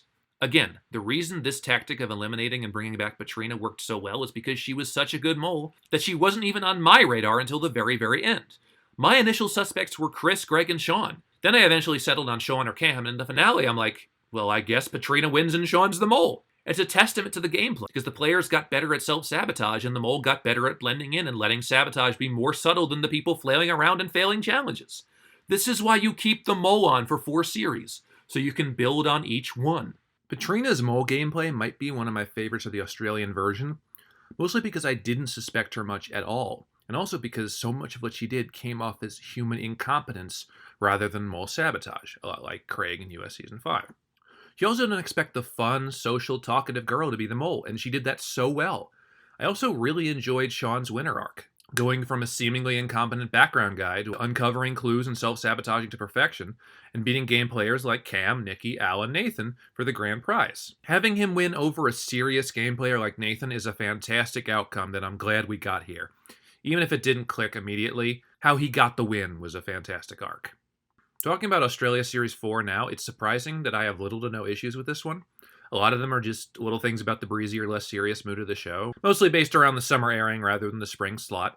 But it's still a really fun ride with a satisfying conclusion and a really fulfilling finale episode. A lot of the new elements and updates they threw in really worked for me, and made for a very fun update to a type of mole series I'd only seen one way. Thank you. On behalf of all of us, a wonderful job. We have to pick up all 7. I have to pick up all 7. Introduce the chickens! I'm sorry, Carlos, Pappy. This is Angie Everhard. U.S. Celebrity Mole Yucatan, which aired from January to February 2004. Talking about Celebrity Mole Yucatan, I have to watch what I say, because if I say certain things, I will sound completely insane. Okay, I'm going to take this very carefully, so stop me if I sound certifiable. So they actually got 8 contestants this time, nobody Queen Latifah'd out. 2 of them are contestants from the previous Celebrity Mole. Not people that did well or almost got it, no. Corbin Bernsen and Stephen Baldwin. Well, hello, old friends. Here we are again. Me again. They both lose in this one as well, in almost the same places. The mole is a supermodel again, and nobody figures it out until the second to last show. Mark Curry from Hanging with Mr. Cooper spends the finale dressed as a superhero in an unsuccessful way of drawing suspicion onto himself, then loses because someone else is doing the same strategy. And the person who ends up winning the whole show and fooling everyone is former NBA star Dennis Rodman, who on day 1 basically says he doesn't even want to be there. I don't give a I told you. I don't give a Best attitude! You don't care. My goal is to make sure I get to the final 3, and I'm taking all the money. I'm taking all the money. What the ever-loving fuck is this season? And why does it kind of work? What's crazy about Yucatan is that a lot of it works because it doesn't build off the original 2 US series. It builds off Hawaii, which is a decent enough season, but this is a direct sequel to Hawaii more than it's a sequel to the original Civilian series. Yes, Bill and Catherine get mentions, as does Anderson, but having Stephen and Corbin back makes this a direct sequel, and from that standpoint, it's actually fascinating. Here are 2 of the biggest characters of their previous season, neither of which are the mole this time, given the chance to improve their gameplay, and neither of them do. This is like Francesca from Survivor getting voted off first, getting brought back for Caramoan, and then getting voted off first again. What did you think was going to happen? And what's funnier is that Corbin, the bigger character of the 2, does worse than he did last time. He has the mole literally dangled in front of him throughout episode 2, literally threatens to write Angie Everhardt's name down, and doesn't, and gets executed for it. The guy you brought back specifically because he's good TV gives you 2 shows, and that's it. And as entertaining as Corbin was in those 2 shows, the poor guy! Corbin at the end of the second episode is the most bad I've ever felt for somebody in one of these shows, even including Tracy, who had an exemption stolen from her in her boot episode. Corbin came back determined to crack this game, and on national television it became clear that he couldn't. What I will say is that as insufferable as Stephen Baldwin was in Season 3, he is slightly less insufferable here. On one hand, a lot of his douchebaggery is played for laughs, including his incessant use of dog and his very 2003 New Jersey Nets stuff in front of Dennis, no less. It's funny, Celebrity Mole Yucatan has a cast where half the players are people of color, which is something Survivor couldn't achieve full-time for another 18 years until after this season filmed. 4 of these 8 people were black, and I think Steven was acting like it was 5 out of 8 because... yeesh. Dog, congratulations. Dog, you just drooled on yourself. Having one more episode of him did give him a slightly better edit, as you could see through his thought process and determination. He also seemed a lot more sober here than he did in Hawaii, except his appearance in the Tequila Shooters Challenge, where I believe he was on all of the drugs. I am Zoltar! What's also interesting about this season is how it completely eschews any sense of how a sensible season of The Mole should go. The way you'd expect it, you follow a likable, smart player to the end, as they build a winner's case and outdo wackier, more clueless characters on the way to the end. This is not how Celebrity Mole Yucatan goes. The 2 people who had something close to a winner's edit were Keisha Knight Pulliam, who was Rudy on The Cosby Show, and Tracy Gold from Growing Pains. The 2 child stars. Considering that Hawaii also had a child star get a big game player edit, you'd think that these 2, or one of these 2, would get to the end. Not the case. Tracy, on most watches, but especially this one, seemed to me to have the most logical winner arc. going from an alliance with Stephen Baldwin to biding her time, taking notes, and making everyone, including Dennis, think she was the mole. If she gets that exemption in episode 5, she has a shot of winning. Granted, we see her in our boot episode at the foot of the mole, still thinking that it's Dennis or Mark, so maybe she still would have lost, but the most sensible edit here was hers. And then right before the finale, she goes. And we go into the final episode with Angie, Mark, and Dennis, 2 goofy, self-sabotaging background characters, and someone who is probably the mole. It's the end of UK Series 1 all over again, with, of course, some fundamental differences. Firstly, if I'm comparing this to Season 1 of The Mole, that would mean I'm comparing Angie to David. That's not quite apt. Angie had a really interesting strategy that I liked a lot more than her flagrant sabotages, which was instead of studying past mole gameplay, Angie studied past winner gameplay. Case in point, Angie was trying to act like Kathy Griffin. Funny, bubbly, cracking jokes, never serious, stumbling naturally. It was a strategy that made Kathy suspicious when she was innocent, and at least 3 of the players were familiar with how Hawaii went, as Mark admitted he watched, so perhaps acting like Kathy would make people think she was innocent, like Kathy was. Worked for Corbin and Steven, and eventually it would work for Mark. Ultimately, David was more of an under-the-radar mole that seemed to have such ironclad gameplay, whereas Angie made some pretty obvious sabotages that were clear to me, if they weren't to the chuckleheads playing alongside of her. I think she had some upsides as a mole, especially her fun personality that distracted players from the truth, but she's honestly not my favorite from the US version. I think Frederic was better. I honestly think that the double bluff of doing 2 models in a row was a bit misguided. Like, Tracy honestly could have been a good mole. Now, this Mole UK Series 1 comparison also means I'd need to compare Dennis and Zai. Honestly, kinda. I think Zai had a better arc, but Dennis Rodman winning the mole is just as inexplicable. And I like that the producers really tried to get Dennis's mindset out of him, even though he clearly didn't have one. How'd he win? He remembered details without writing things down. How'd he know it was Angie? Process of elimination, I guess. Tracy giving him the exemption is the winning move, because if he doesn't have it, he votes Tracy and goes home. Dennis stumbling and ragdolling around this game as everyone else loses until he figures it out and wins big, is one of the funniest fucking things. Even funnier that Mark was right there, and Dennis threw him off enough by doing exactly what he always did, which was do his own thing aimlessly, and he still won. Dennis Rodman didn't win because he was smarter than everybody else. He won because everybody else lost. The mole goes that way sometimes. But this time, it's hysterical. How the fuck does Dennis Rodman win this show? And they ask him at the end how he did it, and he doesn't even know.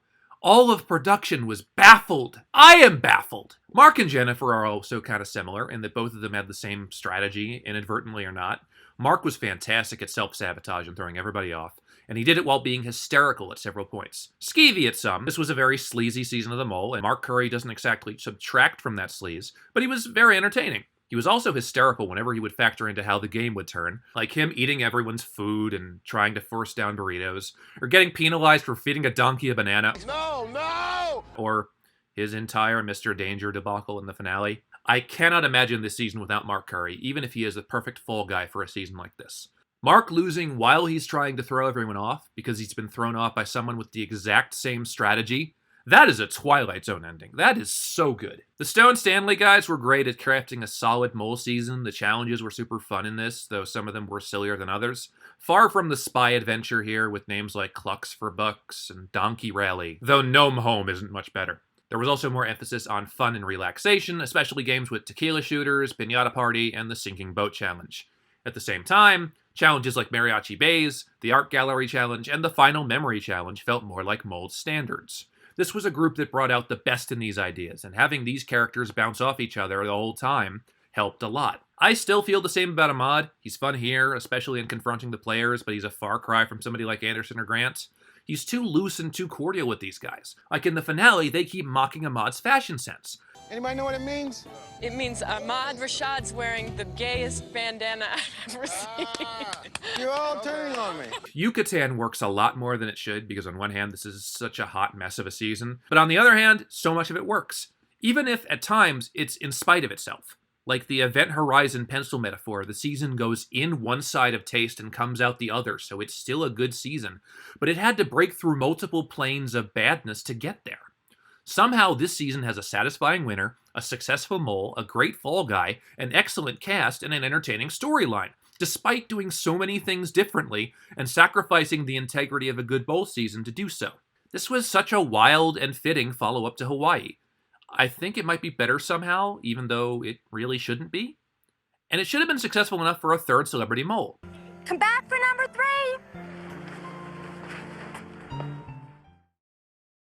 Australian Mole Series 5, The Amazing Game, which aired from August to October 2005. At the beginning of the Mole Australia Series 5, which aired 2 years after the previous series ended, we're given an opening reminiscent of a spy movie, zooming and enhancing on New Zealand mountains and giving us an updated, revitalized serious feel, owing to what could be a continuation of the tone we got in Series 3. Then we zoom in and reveal our host. What you're about to see is an amazing game, and 12 Australians are about to fly in for the adventure of a lifetime. It's not Grant Bowler. Nope, it's a jacket-wearing Tom Williams, a sports presenter that had booked the role not only due to Bowler's scheduling conflicts, but because of a new, tougher, sportier feel for the next series of The Mole, which needed a presenter that could act on his feet in any situation. Tom Williams was on-air talent, but he was not Grant Bowler. And having The Mole, which was now subtitled The Amazing Game, a little similar to another travelogue reality competition show that Australia hadn't gotten yet, go with an on-air talent rather than a true host and performer, was the first clue that the Mole Australia Series 5 would be a different sort of series. What I will admit is that the spy movie feel flowed through this one pretty amicably, as the opening titles, which displayed our cast in a matte background, changing focus and panning and scanning, was set to the theme from GoldenEye. As much as I'm a purist for the original Australian Mole theme, having a slick, matte feel set to the 4-note dun-dun-dun-dun is a very cool style aesthetic. But the removal of the original theme song was a clue that the producers had completely revamped the program in order to make it a more action-based, almost sportier show, with less pure espionage and interpersonal challenges and more challenges where the players had to do some extreme physical feats or run around in a field or underwater and find something. Some of these did work, and having a colder weather climate at times did make early challenges cool. Plus, I'd be remiss if I didn't mention the absolutely hysterical task where the players had to get enough Kiwis to sign a petition to rejoin Australia, which they won somehow.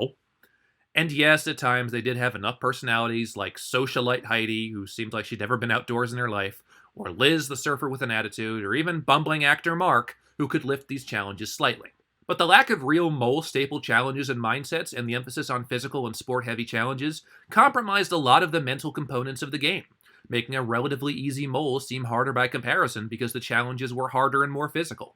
It also made a lot of the episodes boring. And for somebody like Mark or Heidi or even Nat the trapeze artist to not even be able to save an episode from boredom speaks to the ill-advised decisions the producers were going with. This series, to me, seemed the furthest away from what the Belgians had conceived of when they came up with this concept in the first place, and only occasionally scratched the surface of what the Australian version had done to begin with. The single biggest betrayal of the Mole's standards and the single biggest problem I have with this series is the eliminations. In order to up the stakes and make the show seem more interesting, which, given that what they'd already done had made it more boring, I have to laugh at, the producers decided to film the eliminations and quiz-taking live in its Channel 7 studio in Australia every week. So, let's examine that for a second. This means that instead of taping the series a few months back and editing it over the course of a few months before air, the producers are flying the contestants to New Zealand, filming a week's worth of challenges, flying everyone back to Australia, editing 35 minutes of the show, and then doing a live elimination in the style of American Idol or something, in front of a live studio audience, every week for 10 weeks. There are, of course, several issues with this. Yes, this is why you get Tom Williams, but this is a hard concept to do a live elimination reveal for, and Tom, at several points during the live portions, seems to be off his element, and while trying his best, very much at the mercy of production to speed things along and come off competently. You also had the final words of an eliminated contestant, as well as their removal, being at the mercy of the live broadcast, and at many times rushed, with a poor security guard having to cut sentences short or at times stop contestants from saying goodbye to their fellow players. All of that on the live shows is really clumsy, as is the timing of red and green reveals complete with music. A lot of what made the eliminations on the show special seems to be completely upended and torn apart for the sake of making captivating, tense TV, and that alone doesn't work. The biggest way this broke Season 5 is that with the live elimination every week, the series was being filmed in progress and being edited in a short timetable to get out, meaning that this needed different types of editors, people more used to tackling live programs than what was normal for the Mole. This meant that the first episode of the show would air without anyone editing the show knowing the final outcome of the program, or even the final outcome of that episode. What has made The Mole great in every other series has been producers and editors building a full player's arc and foreshadowing moves and outcomes in subtle ways. You appreciate someone like Sean or Zai winning because you see how the editors tell their story from the very beginning, and you appreciate their arc along the way. This sort of thing is only possible if the people editing episode 1 know how episode 10 ends. And if you don't, or if you don't even know how episode 1 ends, you are flying absolutely fucking blind. How the hell do you build a show towards an elimination that hasn't happened yet? Or a win that hasn't happened yet? How do you properly do that? You have to take guesses, and that's what a lot of the episodes feel like. Well, I guess this is our story. I guess Liz is being rude here, or Juan commanding the narrative is our story.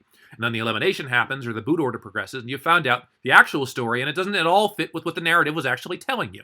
And what hurts this is that without knowing Liz wins, it's impossible to tell Liz's winning story, because so many moments happen from Liz with her attitude that if they knowed she'd won, they wouldn't have shown. It's a very rocky winner's arc, because nobody knew it was a winner's arc until after the show had fucking wrapped.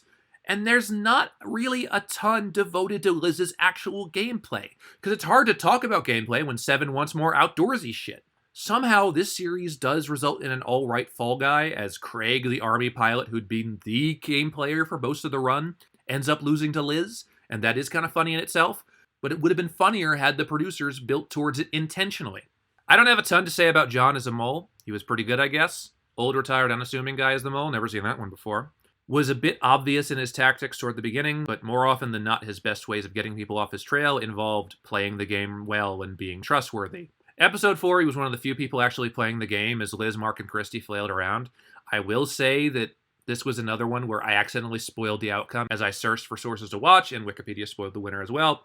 But even with that, he was an alright mole. Not as good as someone like Michael or Katrina, but good. Australian Mole Series 5 is an absolute unmitigated mess of a program. The fact that some good characters managed to come out of this is a miracle, because basically every decision production made on this one failed. The new challenges failed, the sportier feel failed, the live elimination failed in a way I didn't even know the mole could fail. An unsatisfying, unflattering debacle of an end to the initial run of the Australian Mole. Oh, nah, can't do it. Yeah. So hang on, this is wrong. This is... US Mole Season 5, which aired from June to August 2008. So after Celebrity Mole Yucatan, Stone Stanley loses the adaptation rights for the mole, and in response, ABC puts the show on an indefinite hiatus, focusing instead on programming like Extreme Makeover Home Edition, The Bachelor, and all their scripted hits from the 04-05 season, such as Lost, Desperate Housewives, and Grey's Anatomy. And because they're doing so well with all these scripted shows, ABC doesn't feel yet that they need to completely coast on all the doctor shows, lawyer shows, and whatever the hell the Good Doctor is. However, in the second half of 2007, two very important things happened to push a potential US Mole return into motion. One, in August 2007, Scott Stone re-ups with the Belgians and gets the rights back. From here on out, Stone Stanley becomes Stone & Co. David Stanley failed to identify the mole and was executed. So now Stone gets into contact with ABC, and ABC is reportedly lukewarm on the idea of a reboot of The Mole. They've already set up their 2007-2008 lineup. They have mid-season replacements in mind. The reality competition climate is not what it was in 2001, so they're uneasy about it, but it's not a no. Then the other thing. In October 2007, there is a writer's strike. Production on all Hollywood projects is halted, and until January 2008, there is no resolution. The entire ABC lineup is thrown into jeopardy, and not the cool kind of jeopardy, as their scripted shows are only going to last until mid-season, and the mid-season replacements aren't ready yet. So ABC needs a lot of unscripted options before they even know when the strike's going to be over. In the first week of January 2008, with their hands tied, ABC announces a new season of The Mole to be shot in South America. By the time filming begins in March, the strike has been resolved, and scripted shows are back to work, meaning The Mole will be a summer replacement series.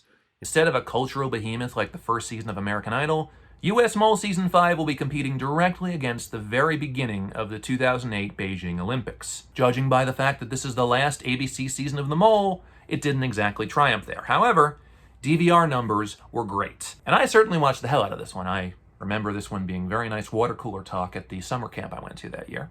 Already you should be picking out similarities to Mole 2. Thrown into a summer slot against a no-win competitor, struggling in the ratings, scheduling mishaps would bisect the season and call for a recap episode before it resumed in mid-July. No future for the franchise. Mole 2, however, was an absolute triumph of a Mole season. that I wish more people had seen as it airs. Is that the case for Mole 5?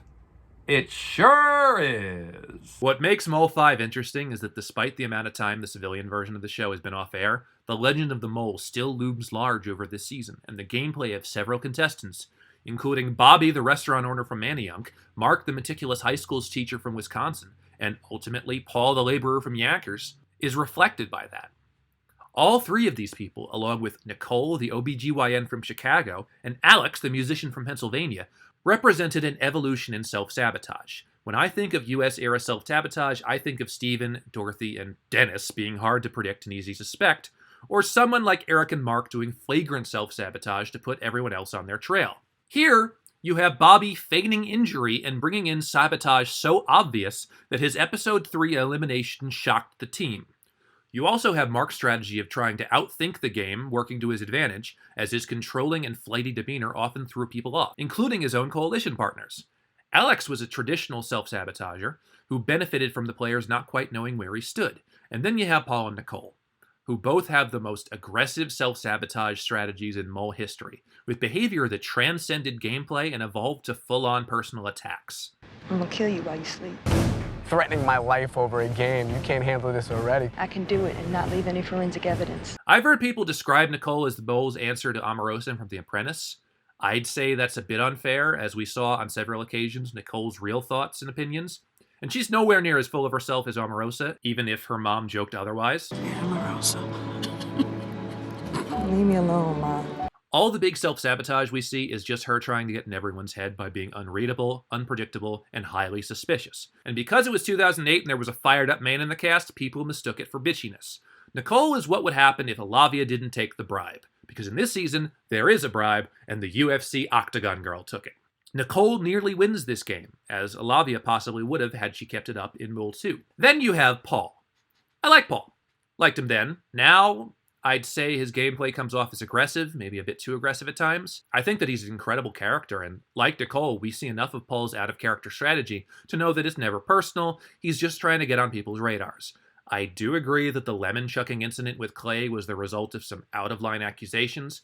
Hey, have you ever been in a situation where someone calls you a hypocrite for being a Christian and a lawyer at the same time, and then calls you a punk-ass bitch, and then conveniently leaves his favorite item, a lemon with a frowny face, at your disposal in complete chucking range? You may be entitled to financial compensation by the Lord. Paul and Nicole are great game players who also resort to more flagrant and wild acts of self-sabotage. What's great is that the edit is handled so well in that they work as both great TV characters and great mole game players. As a matter of fact, this entire cast is edited so damn well. I can see I knew all 12 of these people, even early boots like Marcy, Liz, and Victoria. Someone I worked with at this summer camp was rooting for Kristen. I can see why. That's an odd combination. She's also a fantastic voice of reason, and a great character that left way too soon. That's the one flaw with this cast. All the women kept getting executed, so the final 6 is 5 guys and Nicole. I'm not one to complain about boot order, but when you have people like Victoria and Kristen, with no disrespect toward the final 6, it's a little upsetting. This is a fantastic mole season just from how it rolls back into what the mole did best initially, giving fantastic locales and excellent challenges. There's a nice mix of new ideas sprung from the locations, like the pig launching challenge in Chile, the challenge where our heroes have to play soccer against the fastest 10-year-olds in Santiago, the Argentinian wine relay, and the final scavenger hunt through Buenos Aires. At the same time, some usual mole staples are here, like a bomb disarming challenge, a paintball shooting relay, transportation challenges, costume challenges, a transportation and costume challenge that the players refuse to take part in, and the first iteration of the All for One challenge. I like this one better than Netflix's version, probably because I like this cast a tiny bit better. There are drawbacks to the challenges, like how the difficulty of some of them nearly killed their own mole, but it got handled pretty well overall. Then there is the host of the show. I should restate that we're coming from Anderson Cooper and then Ahmad Rashad, a reporter and then a sportscaster. John Kelly is another sportscaster. He was a Chicago area host that covered the Bulls' 1990s run, so he knows Rodman, and eventually he became a corporate personality with Fox, CBS, and eventually ABC. The key word there should be corporate. Kelly took this as a gig, as he had with many other hosting gigs from ABC. There's a few places where John doesn't fit as a host. It's mostly in his voiceovers and general hosting demeanor. Kelly is closer to someone like Chris Harrison or Jeff Probst than someone like Anderson Cooper, and remembering where ABC was in 2008, that tracks. He does try, and he's given a lot of background and information that he does his best to make interesting. He's also loose enough with the players, and he did get a lot better as he went on. I just feel like he wasn't a great fit. Also, this season, more than any before it, has so many re-recorded ADR lines from John, and there's no effort to make him fit.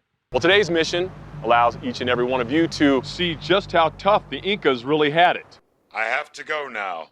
My planet needs me. My litmus test with a lot of John's reads is, can I picture Anderson Cooper, Grant Bowler, or even Ahmad Rashad doing a better job? And the answer is a confident yes.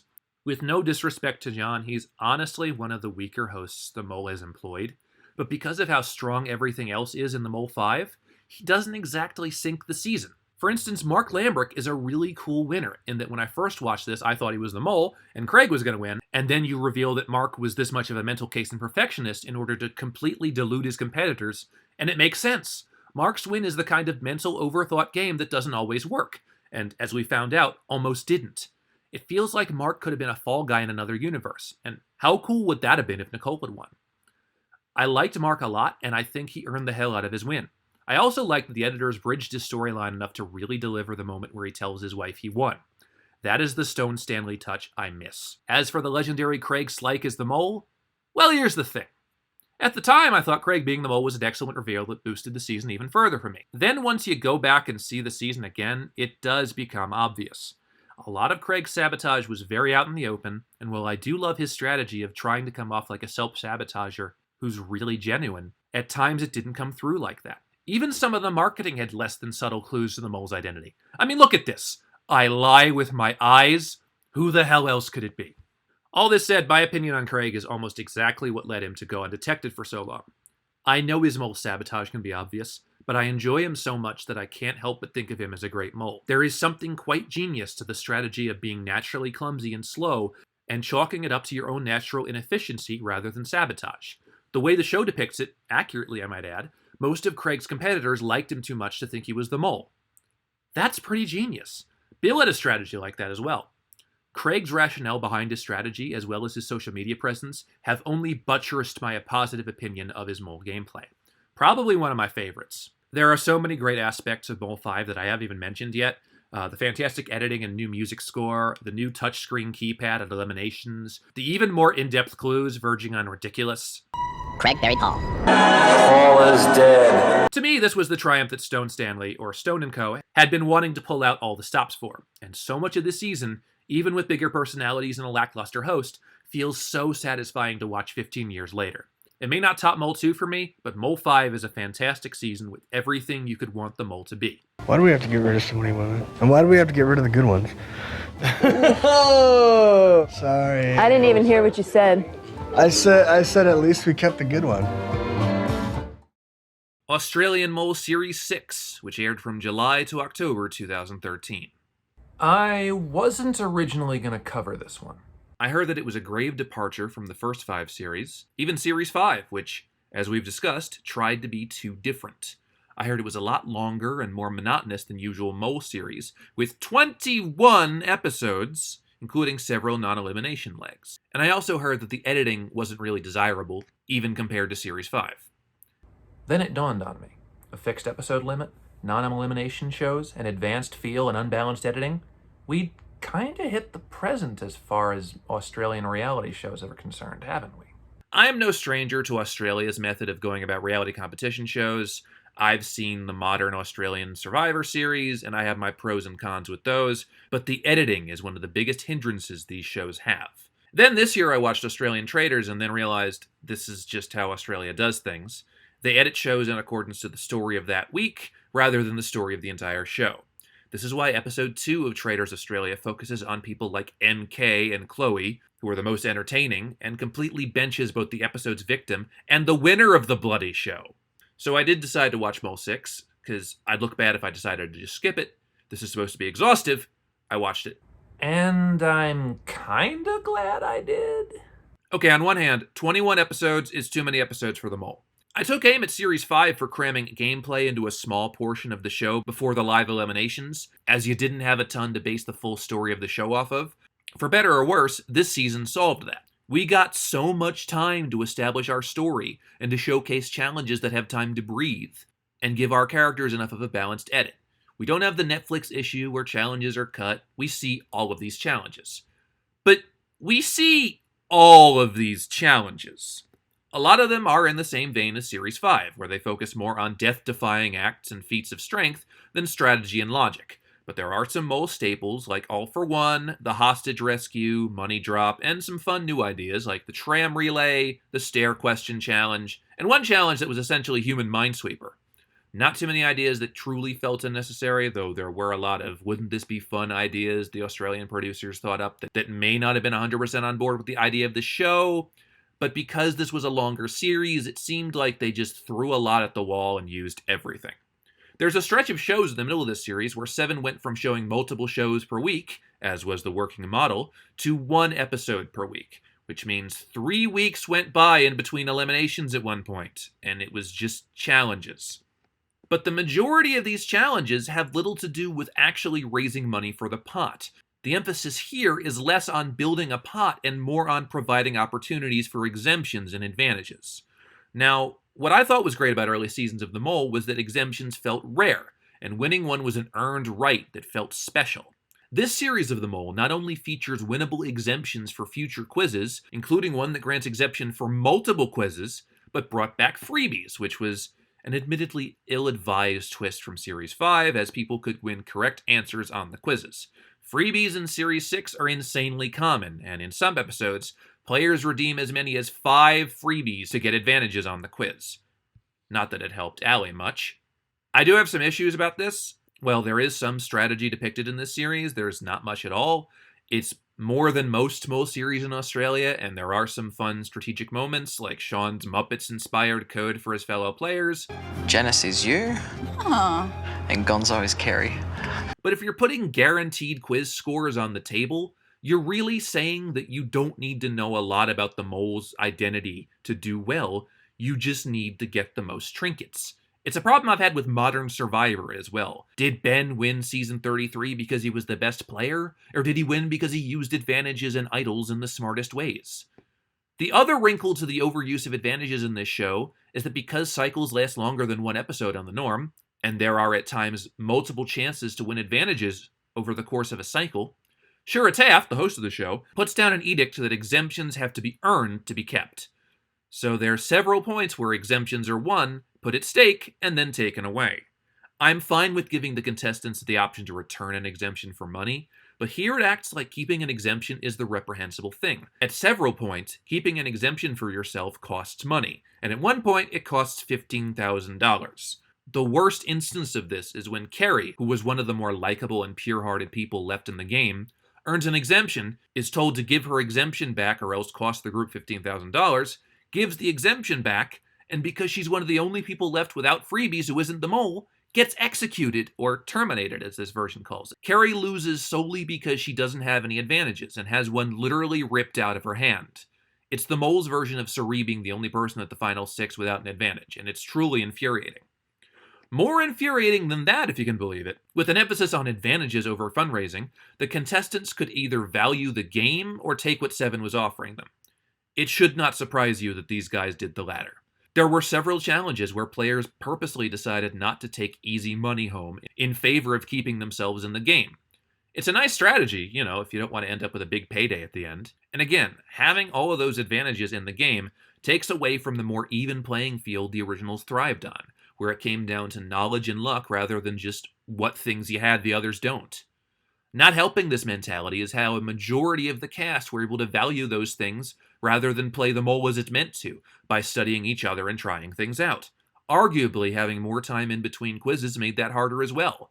This cast, which was younger given the more streamlined mentality, definitely knew what good self-sabotage could be, because so many of these players were tanking games, making misguided decisions, and intentionally doing things wrong, to the point where a lot of them repeatedly danced around the actual identity of the mole, because her strategy blended in so well with all of them. Not only that, but some of these guys, especially Sean and Allie, would bring out this mean-spirited energy in order to cloud the judgment of other players, which would even bring in likable characters like Kerry, Hilal, Nick, and Aisha, and attempt to bring them down as well. And I'm fine with Sean, I think. I think he succeeds a lot as a Paul-esque loudmouthed fall guy, but he did wield this really unsavory energy that I really wish this season didn't go all in on at times. Extra points for wearing a Matt Hasselbeck Tennessee Titans jersey, which, hell of a pick, bro. With this being a younger, more homogenized cast, I don't have a ton to say about a lot of these characters. I liked Aisha. I thought she had a great full series story, but this modern way of editing a series didn't elevate her from more than just the hot girl archetype especially often. I like Nick, but Nick is basically what you'd get if you scaled Mark Youngblood down a bit and made him less successful. Allie was great TV, but a lot of her chief skills involved annoyance. Sam was a full season protagonist, but Sam's character is just buff and good at sports. I'm also just fine with both the winner and the mole. Halal was likable enough, and I think they gave him enough of a winner's arc. I'm just not completely wowed by him as a character. He's fine. Same with Aaron. Relatively obvious mole, had some good moments of subtlety, but mostly did some big things and made it a bit clearer it was her going towards the end. Again, I don't have a ton to say about her, which is odd because with 21 episodes I really should, but the emphasis is more on challenges and advantages than really telling the story of gameplay or strategy. As for Shura Taft, for an early 2010s host, he did exactly what I thought he'd do. Perfectly strong mole host, but he could also host any reality competition show, really. In the same vein as JLP or somebody like that. Better than Tom Williams for sure, but not much more than a fine choice. I'm saying that a lot about Mole 6, and I honestly mean it. Mole 6 is fine. Does a lot correctly, but its insistence on a 21-show run compromises a lot of what makes the Mole great, draws out cycles too far, takes the sting out of eliminations, and belabors what should be a succinct mystery. It's not a bad season of The Mole per se, it's definitely better than Series 5, but it still feels like it's far from what the originals were, and a little further from what the Belgians had in mind. And for 9 years, that was the entirety of the story of the Mole in English language territories. But of course, streaming grows, whodunit reality competitions become successful, The Traitors becomes a hit overseas, and now every network wants their own experiments in whodunit reality competitions. It starts innocently enough with something bad like whodunit, but eventually it becomes things like The Hustler, Rat in the Kitchen, Snake in the Grass, Killer Camp. And then in 2021, there's rumblings about casting for a globe-trotting reality competition whodunit called The Insider. I don't know, how tied are you to that name? US Mole Season 6, or Netflix's The Mole, which aired in October 2022. And so here we are, Season 6, modern-day Netflix's The Mole, now by Eureka Productions instead of Stone Stanley. So what is The Mole even like in 2022? Well, since there's been a ton more European editions, the modern US version has a ton more material to choose from in farming challenges. Most of Season 6's material was deliberately lifted from recent, or less recent, seasons of The Mole, the Belgian version. Some of the season's wildest ideas, such as the food tasting challenge, featuring Ben and Shay from Australian Survivor edited just as well here as they were there, the Prisoner's Dilemma warehouse mission, the cage rescue, and ultimately the finale chase, were lifted from Belgium, and so as an adaptation, this is as strong as the originals. The biggest risk they took from Belgium was the decision to give the contestants the option to bring an eliminated contestant back into the game, one that was completely ignored by the contestants. And at the same time, several other challenges, like the train catch, the bank heist, the prison escape, are all true to form for the series, especially the US version. The Netflix version definitely uses a spy movie/caper tone for its proceedings, and that really worked well for me. This was a well-crafted and well-furnished caper running around the whole of Australia, which was a rare place they were allowed to freely roam during the pandemic. However, since reality competition shows have evolved in the last 14 years, so has The Mole. The eliminations happened on cell phones rather than on a screen. Episodes were cut strangely, with some shows cutting on cliffhangers and having their outcomes in the beginning of following episodes. This structuring also means that for the most part, there was only one mission per show, though contestants have agreed that a few challenges were cut for time. And the current Netflix model also meant that the episodes were spread out over a few weeks in October, meaning they could be easily binged, though not entirely. Very different from being thrown on during an open block on ABC. The bingeable model also meant a restructured finale reveal, no formal results/gameplay discussion reunion, and a lot of the loose ends of the season just being revealed on social media, or by contestants with large YouTube followings. Thanks again, Avery. It is not ideal, but neither is the current streaming model of television, but that is an entirely different video essay. I think the single aspect of Mole Season 6 that makes it what it is, for better or for worse, is the casting. The casting for the season was done by Robin Cass, who for years was the casting director for Big Brother, meaning she knows how to get big personalities rather than big game players. So that explains a lot of this season. Even if you do have actual game players scattered in the midst of this season, Netflix's The Mole is littered with people who can start drama. Some people do this very well, like Joy the pilot who bankrupts the pod on day 3 as a way of getting everyone to think it's her. Joy not only is a great fall guy, but would get along with Mark Curry, although Mark, I think, was a clown on purpose. Aside from Joy, you have people like Sandy, Jacob, Greg, Avery, and honestly Cassie and Will, who are the type of big, brash personalities that would fit right in on a modern season of Big Brother. My gut is telling me that you're the shithole mole. The season has no old friendly white guys like Bill or no calculated game bots like Dorothy or Mark Lambert. It's basically a season of Paul and Nicole's. And I like Paul and Nicole a lot, but they had their place, and there was only 2 of them. The good news is that there's not really any unlikable characters here. I think that Greg is an amazing television character, and I like how sinister he seems when you think he's the mole and how likable he is when you know he isn't. Jacob is great solely because he contrasts with a lot of the other people on this season perfectly, especially people like Joy and Will. People like Pranav and Casey are the kind of mole characters that I'm used to, and I wish they'd lasted longer. Both Dom and Osei were really good characters, and neither of them deserved to go as early as they did. Also, this season is very diverse, like modern Survivor and Big Brother style diverse. Half the cast is people of color, there's also a lot of queer representation. It's great. Only problem with all these characters is that there's not a ton of true game players. Joy did have a strategy, but it made her more of a fall guy than an actual strategist. People like Pranav, Greg, and Avery did strategize, but their gameplay was defined by their mistakes rather than what they were able to figure out. Also, maddeningly, this was a very easy mole, and not a lot of them seemed to pick up on it. I think that both Will and Joy knew by the end, but there were so many weeks where these guys were too busy looking at the obvious self-sabotage and not noticing Cassie's obvious actual sabotage. Like her taking the exemption in the chain gang mission. Guys, how do you not just end the game there? Cassie did some nice things as a mole, but it was pretty obvious that it was her, a problem that a lot of online fans of the mole also voiced. I agree with them. Not only was her sabotage flagrant, but the edit doesn't do a great job of hiding her. I will admit that for most of the game, I was between Cassie and Avery Avery was masterful at making you think she was the mole. Hell, I still think Avery's the mole. She's not. But isn't she, though? Will, though, is everything you want in a winner. A big character with lots of nuance and a great edit that has a fantastic arc and has a win that you root for. Will was one of those people that I kept expecting to go midway through and support someone else's story, but the big guy figured it out and frog stomped Cassie to the end. Extremely good winner, though, as Joy was an extremely good fall guy. Just could have used a slightly better mole, but oh well. I haven't even mentioned Alex Wagner as host, and it's mostly because the show doesn't really either. She hosts the show, yeah, but she doesn't rule the proceedings like Anderson or Grant or Glenn did. She's taking the gig and having fun with it, and she's not with the contestants very often. She tries. There's 1 or 2 moments where you can tell she's enjoying herself. Some of my best work.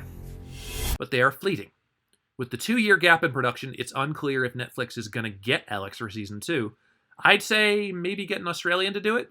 Maybe see if a certain Australian actor is free for a bit. Look, Mole 6 isn't anywhere near the original 2 US seasons for me, or even near Mole 5, but it's a decent start that did a lot right, even if its editing and revitalization and gearing towards modern reality demographics didn't wow me. This is what reality competition shows are now, much like this is what television viewing is now. I admire this show's continued devotion to adapting the Belgian source material, but hopefully this first season is a benchmark they learn from as many times as Netflix lets them. And in this streaming economy, that may not be many. So that's everything. Of the 12 versions that I checked out, I would recommend 7 of them, with 2 others that are okay, and 2 that you should check out if you enjoy batshit. With no disrespect bent towards the best seasons of Survivor, Big Brother, or The Traitors, I think that some of the heights of what could be done with reality competition as a medium were accomplished in seasons of The Mole. And modern TV execs should be studying US's Mole 1 and 2, Australia's Mole 3 and 4, UK's Mole 1, and honestly Mole 5, if they want to craft something substantial for the genre. It's hard for reality TV to be substantial, and against all odds, The Mole pulls it off more often than not. There is still one mystery we've yet to solve. Though the newfound appreciation for The Mole is all well and good, there's still the matter of the saboteur I referred to earlier. The person responsible for making sure The Mole never became a reality competition classic like Big Brother, Survivor, or American Idol. Let's examine the facts. After a very successful season 1, The Mole was given the Friday night death slot, then pushed to summer against the biggest new show of 2002.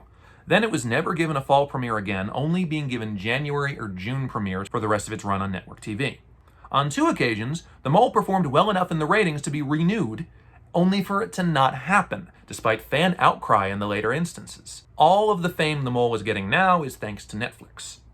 So the real villain, as sad as it is to say, is network television. ABC, as it would time and time again, saw an unscripted hit and failed to capitalize on it. And seeing the quality of some of their scripted hits, maybe this was bound to happen. Or maybe there was someone on the inside the entire time. Inside of ABC, inside of Disney, the company that owns ABC, that had an agenda of their own and thought only of pure destruction. Maybe.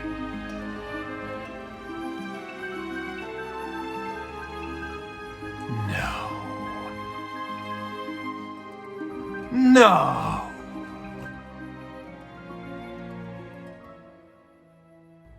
Well, with a video essay this convoluted, you can't exactly be surprised, can you?